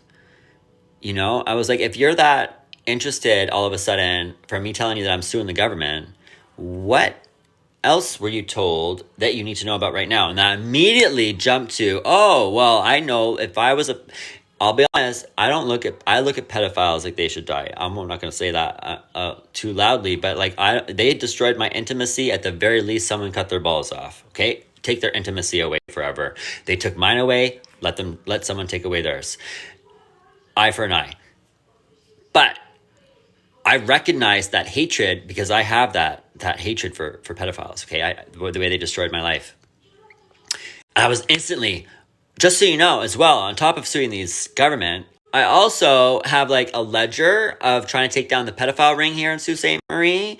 And I understand that there's a huge child trafficking ring here. And I'm actually working as a key witness now on this. And I'm absolutely interested in taking that down. So if there's anything that you've been told, just make sure you understand that I have the records to prove all of my authenticity here. And you can check whatever you want. And I'm on the page that you're on. I'm sure I can feel it. They were all protective people. It felt like they were told things about me, and they were believing everything they were told, and they were looking at me as a problem, and that they were going to do the right thing by killing me. That is the level that our government goes to take out witnesses and critics of our government.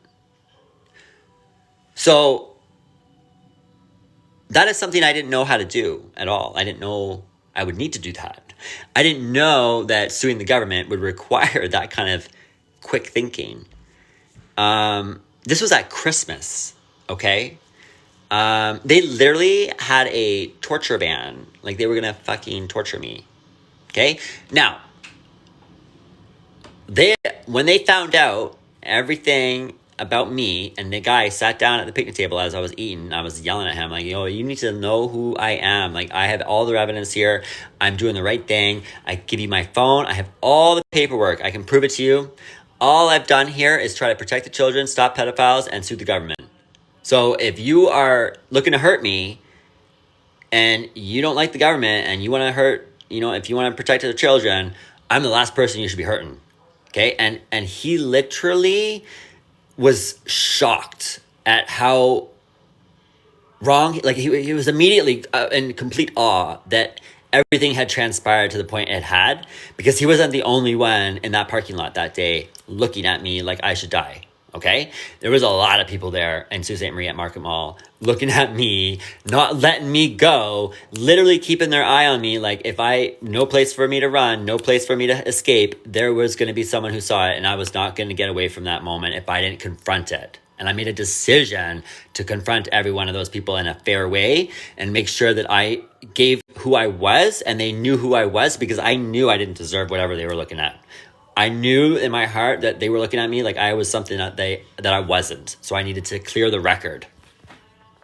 That is what saved my life. They all left in a line in their cars, and there was like at least 25 vehicles, okay, that left at the same time in a line once they learned about the person I was. So when I say to people, make sure that you can defend yourself, I mean from everything. Because the government is that shady. They will call you anything in the book. They will work with criminals. They will work with the worst of humanity to destroy you. If you are criticizing them, that will make them lose power. That is my personal experience. I've had to learn very quickly, very, very, very quickly in order to get myself out of harm's way, so to speak. And it's a fucking miracle sometimes that I even had the idea at the moment when I'm already so scared in my mind and already being attacked from every direction, from every other way. And it's like, yeah, it's impossible to come up with these kinds of solutions when everything is going wrong.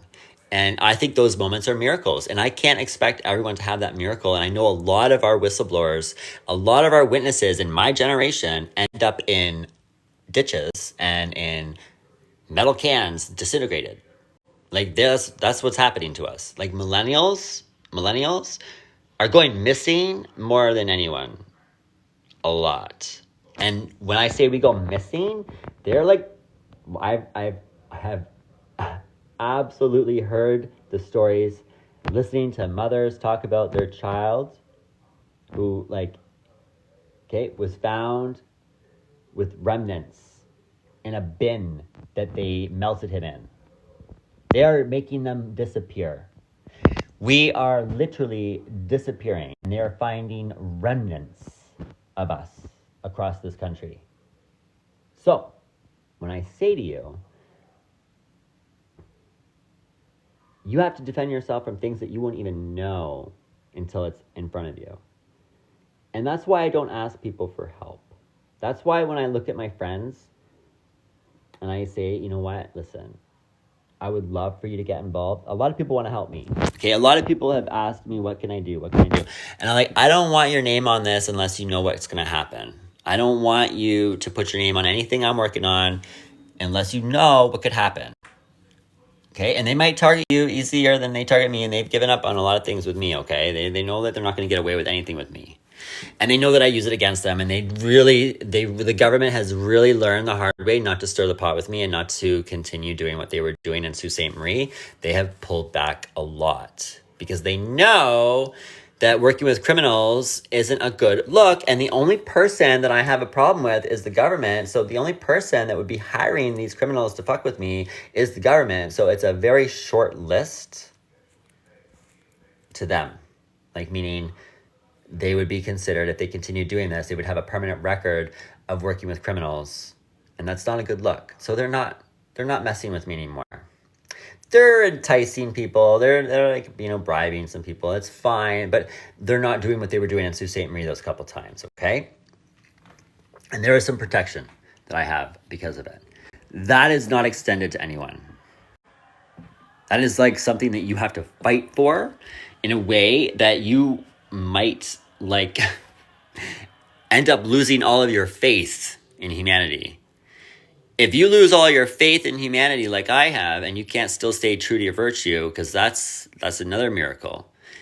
I have also lost all my faith in humanity, but I still maintain my virtue.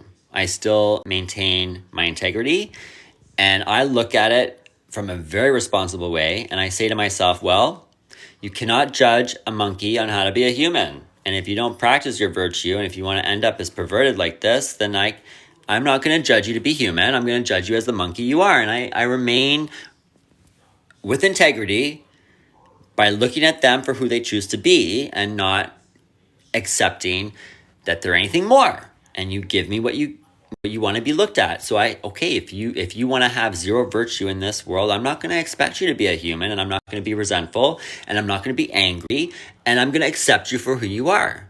That's acceptance. That's forgiveness. That is making sure that when you do lose all that faith in people, that you don't become like them. That is another deeply, disturbingly hard thing to accomplish. And that's probably because of my 20 years in therapy that we talked about. And understanding how to forgive my own mother and my own grandmother for all the things that they caused me, and learning how they were never really meant to be parents or to bring life into this world. And I had to accept that I was born from people who should not have been having children. And, being responsible for a life. I don't think they should have had responsibilities like that. But that's not their fault, and nor mine. And I have to accept the outcome of whatever happened. And I had to look at my parents and the people who raised me as people who never had the skills to do that. So I can't expect my mom to be a mom, if you know what I'm saying. Like, for me to overcome the anger and resentment, I had to look at my mother and say, okay, you are never going to be a mom. And I can't expect you to be a mom. That was never your role. And I can't be mad at you for not fulfilling something that you were never capable of doing in the first place. That took like 20 something years in therapy. at least 6 or 7. But to really get there where I am at now, to look at somebody offering you an opportunity to hate them and still choosing forgiveness and love and acceptance is extremely difficult. And I don't see a lot of people doing that these days. Okay. A lot of people lean into their hatred and they become horrible people. And that's something I never want to become, even with the worst and the worst. That is something that can come up out of doing what I'm doing, because you get betrayed by everybody and you end up resenting them, and you end up drinking poison and expecting the other person to feel it. And that's not good. And I wouldn't do what I'm doing if that's what your outcome might be. So it's like when I think of everything, oh my God, 2,000 likes. Oh my God, that's cool. And it's like, thanks guys. See, and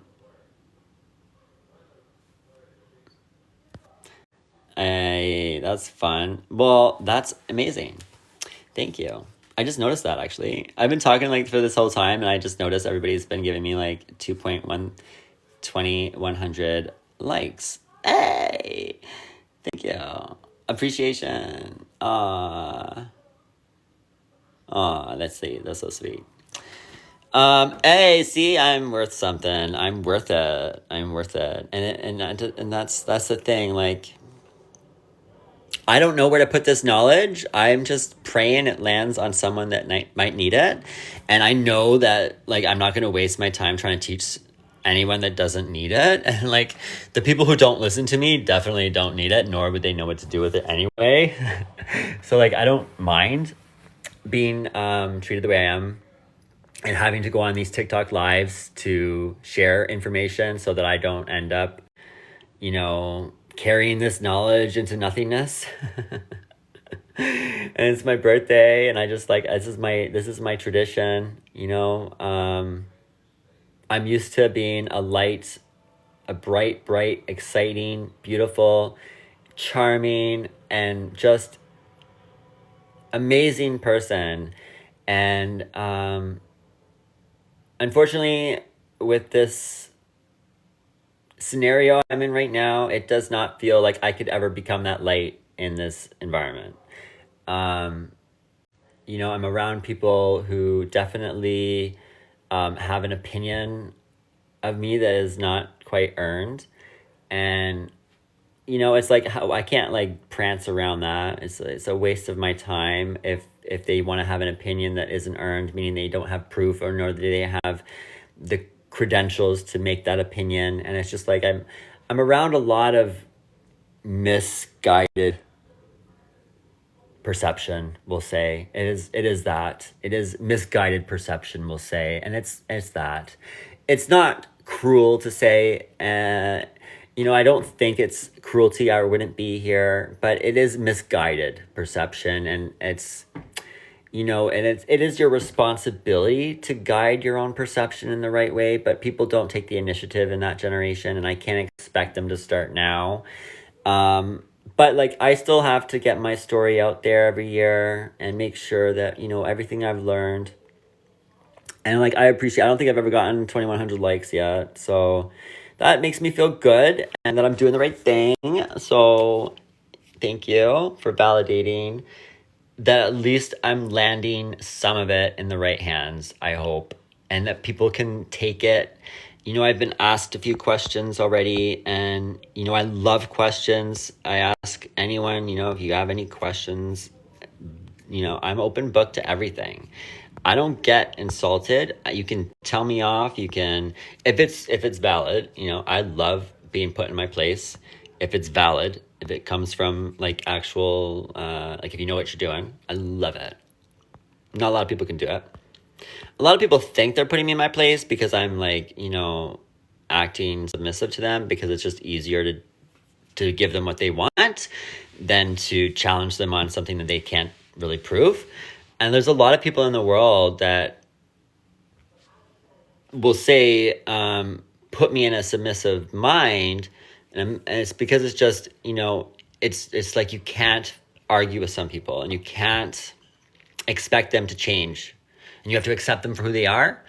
And it's like about adapting and being the more responsible person in that moment, and making sure that you recognize that you can't expect something that can't change, right?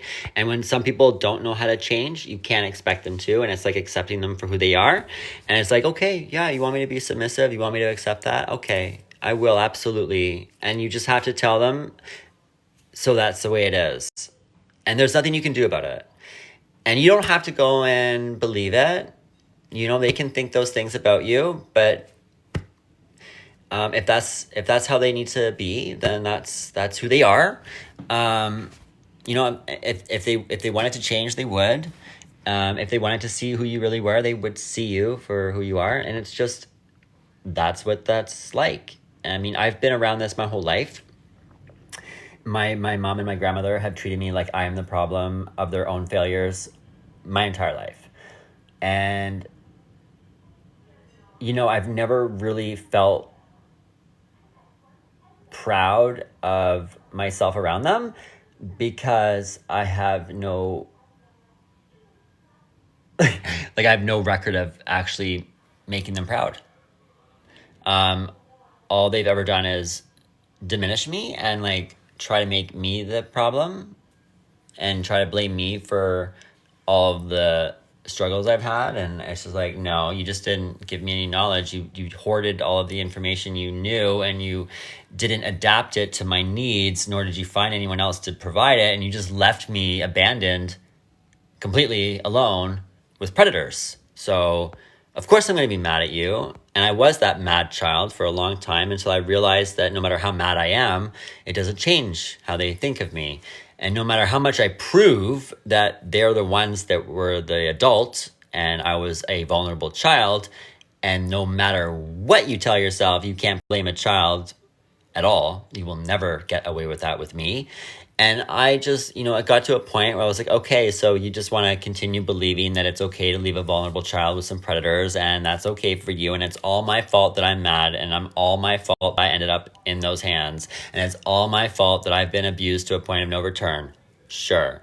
And I'm like this because it's all because of me, and I'm not allowed to be angry, and I'm not allowed to do any of these things. I'm like, okay, it's just like, I've been angry for my whole life. And I got to therapy, and it was like, it worked. And then what happened to the government, 2018, that betrayal by someone who's expected to take care of you, the government is like a father or a mother figure in your life. Like you expect them to have the morals of a parent and they're there to protect you. When they betrayed me and left me in the hands of all these predators and did the same thing my family did, I reverted right back to the way I was before.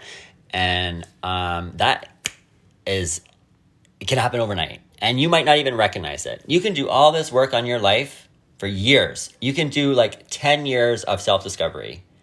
And it takes like one moment and it's all gone. Like you can flush it down the toilet and not even realize it and be so wrapped up in that anger and betrayal and re-triggered by all that shit you just fixed and go right back into who you were like that and not even know, not even see it and push everyone away.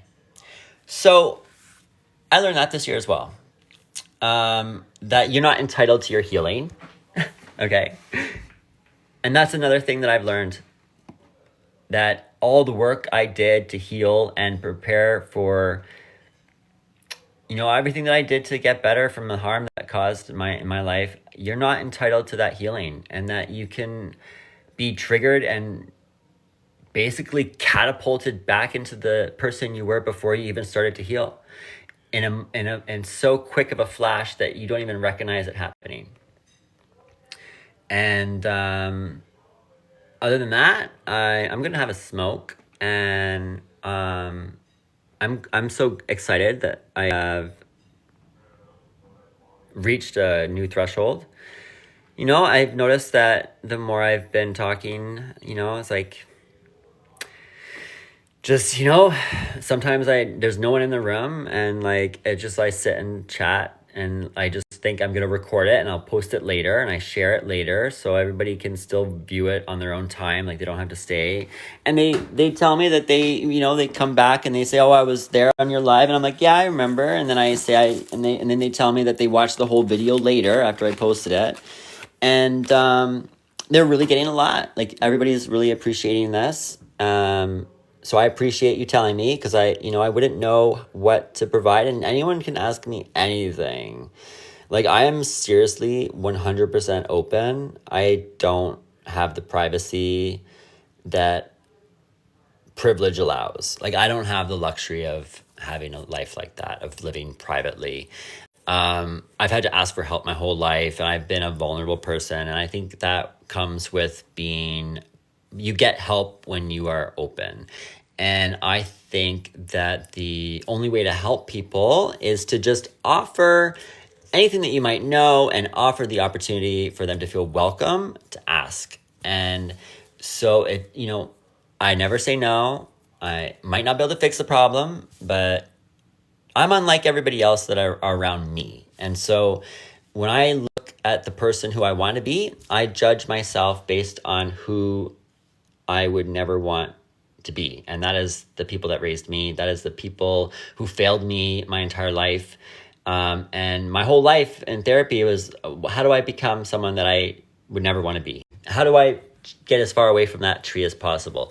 How do I become the person that I would never betray like that? Like who do I have to be someone that I would never feel betrayed by? And the number one thing is someone who will never say no to someone needing help. So that is huge for me, and I mean that. And I don't say no. Doesn't mean I can fix it, but I will always help everyone who asks. And I'm always there in open regard. I don't hide anything. I will answer the question, and I'm not afraid of questions. I'm not afraid to be asked anything. And I will never prey on your weakness. And if you have shared a vulnerability with me, I can be trusted. I'm one of the rare people that will never look for something in return. And I don't help people looking for things in return. So those are the things that I learned that are really predominant in the people that betrayed me, that I will never be. And that is the long journey in therapy that I learned, that I have work every day to challenge myself to make sure. I'm like 40 now, so it's easy for me now. But when I was a kid, I used to be, quick to revert into that behavior of like, what's in it for me? Or no, you don't deserve my help, or like, quick to respond in a way that I would hate that, person. Like I would, I remember how it felt to be raised in a household that treated me like that. And then it took me a long time of slapping my own hand, reminding myself that, that is what made you feel the most betrayed, that, that moment when you feel like a piece of garbage, and like that unconditional love is an illusion. Those are the times that hurt me the most. And so it's like, well, I need to make sure that I'm never that person. So those are my motivations. I don't do it for any other reason. I just want to be remembered as someone that I would be proud to be remembered as. And I do not remember my family with a lot of pride. I am quite, I just look at them as like, you're there, you're here, you're here for however long you want to be. And I don't know what you got for me next. I have no idea. You have never been predictable, and I never felt safe with you. So whatever. That's how I feel with my family. I've never felt safe. You're unpredictable. You're self-serving. And I never know. So that is the exact opposite of who I want to be for others.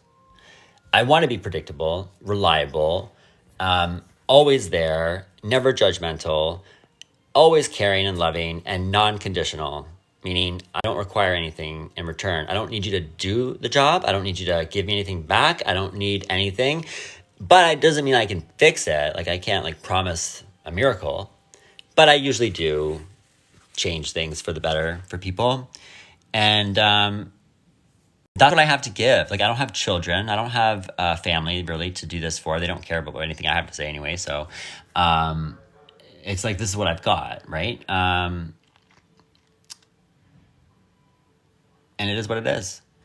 And I'm done the chat for the day. My mouth is tired from talking. Believe it or not, it is absolutely, I've been talking since like 5 o'clock. And I'm really like happy that everybody has joined. I hope that I hope I can save this and upload it later. It's been such a long conversation with everybody, but it's where I'm at. You can't always get what you want. And, I wouldn't feel safe in the city either. So it's like, I'm happy where I am isolated in this. It does feel very destructive at times because the people that I'm around don't love me and are conditional and have been treating me like I deserve to suffer a lot more than I would prefer. But it's easier than being killed in Toronto or like targeted by organized crime that I can't handle. And I'm not kidding. I don't think I'll ever feel safe again, to be honest. Never felt safe to begin with, but like, I don't think I'll ever have the target off my back after doing what I've done with the government. And I don't mind, because they're nothing to be proud of anyway. And I owe it to the next generation to do everything I can, including risking everything I have and sacrificing everything I have, because they don't even have a future. And it's their generation before us. It's their fault that there's no future. And so I don't deserve a future either. Okay? That's the way I see it. And I've sacrificed everything in my life to make sure that whatever I can do, it is to make sure that the next generation can have some hope again. At least some. I don't expect you to have it. I don't expect anyone to have hope in the future again after what these people before us have done to the planet. And it's sad that we're even afraid to have this conversation with them because of what they might do to you. And you can trust that is a very severe and honest claim based on my entire ledger of 8 years of recorded harm every time I poked them. Okay? And this is not something I can live with accepting.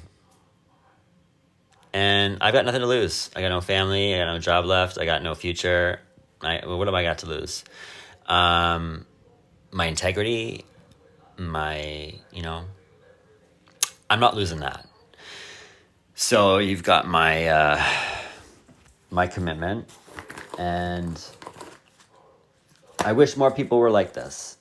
However, I think that to really understand everything that I've provided tonight, all the advice I've given, to truly make it as far as I have with everything that they do, and all the people I've already seen go. I've seen, this has been 8 years on the front lines here in the war within our own country against the perverts who think they're doing a good job here. And yes, the war can be internal. Yes, it can be a civil war. Yes, we've been in a civil war since they've been in power. Yes, there are many people on the front line that quietly disappear without anyone even knowing. And yes, we need to start talking about that more, because they're getting away with a lot and they shouldn't. And the leaders right now are smiling way too much for my liking, for killing people and destroying our future and pretending that they care, and laughing and joking and jumping up and down like little monsters. And that's how I feel. And I think that's where I'm going with this now. It's to forward motion. Okay, get the ledger on the record no matter what of how they, the ones judging me as something to get rid of, really can't say anything ever again, because I would love my ledger on them being the worst humans in human history. That's the next ledger I want on the court record. And I will tell you how hard it is to get things on the court record. I think I'm at the threshold right now. I think I might be able. But they literally erase everything. But if I can do that, I mean, that'll be the best baton I can provide. I'm trained in environmental stewardship. I can absolutely prove it with my expertise and supported. I've done plenty of research across 20 years on mitigation of climate change and all these different things. And I spent my entire university degree trying to mitigate the damage that these people have caused. So I have the expertise in doing so. I'm Indigenous as well, and this is where we're at. And it's to strip their laurels from them for good, and make sure that these people who are deciding for everybody right now recognize that everything that they have decided in their power and tenure is unmistakably the worst example of humanity in all human history. And it's time, I think, to really stop protecting their little feelings, to stop shielding them from their own horrors that they've caused us. And I'm not going to shield your grandmother or your grandfather or your leader or anyone in that group from what they could or could not have done. And the facts are, you either contributed directly through action or omission. And if you don't know, you were in post-war Nuremberg, and these people, right after the war, right after they were told about the bystander effect, and right after they were told about what can cause what can be caused by not doing anything, as soon as the war is over, everybody in the world knows what it costs to do nothing. And what do? What do they do right after the war?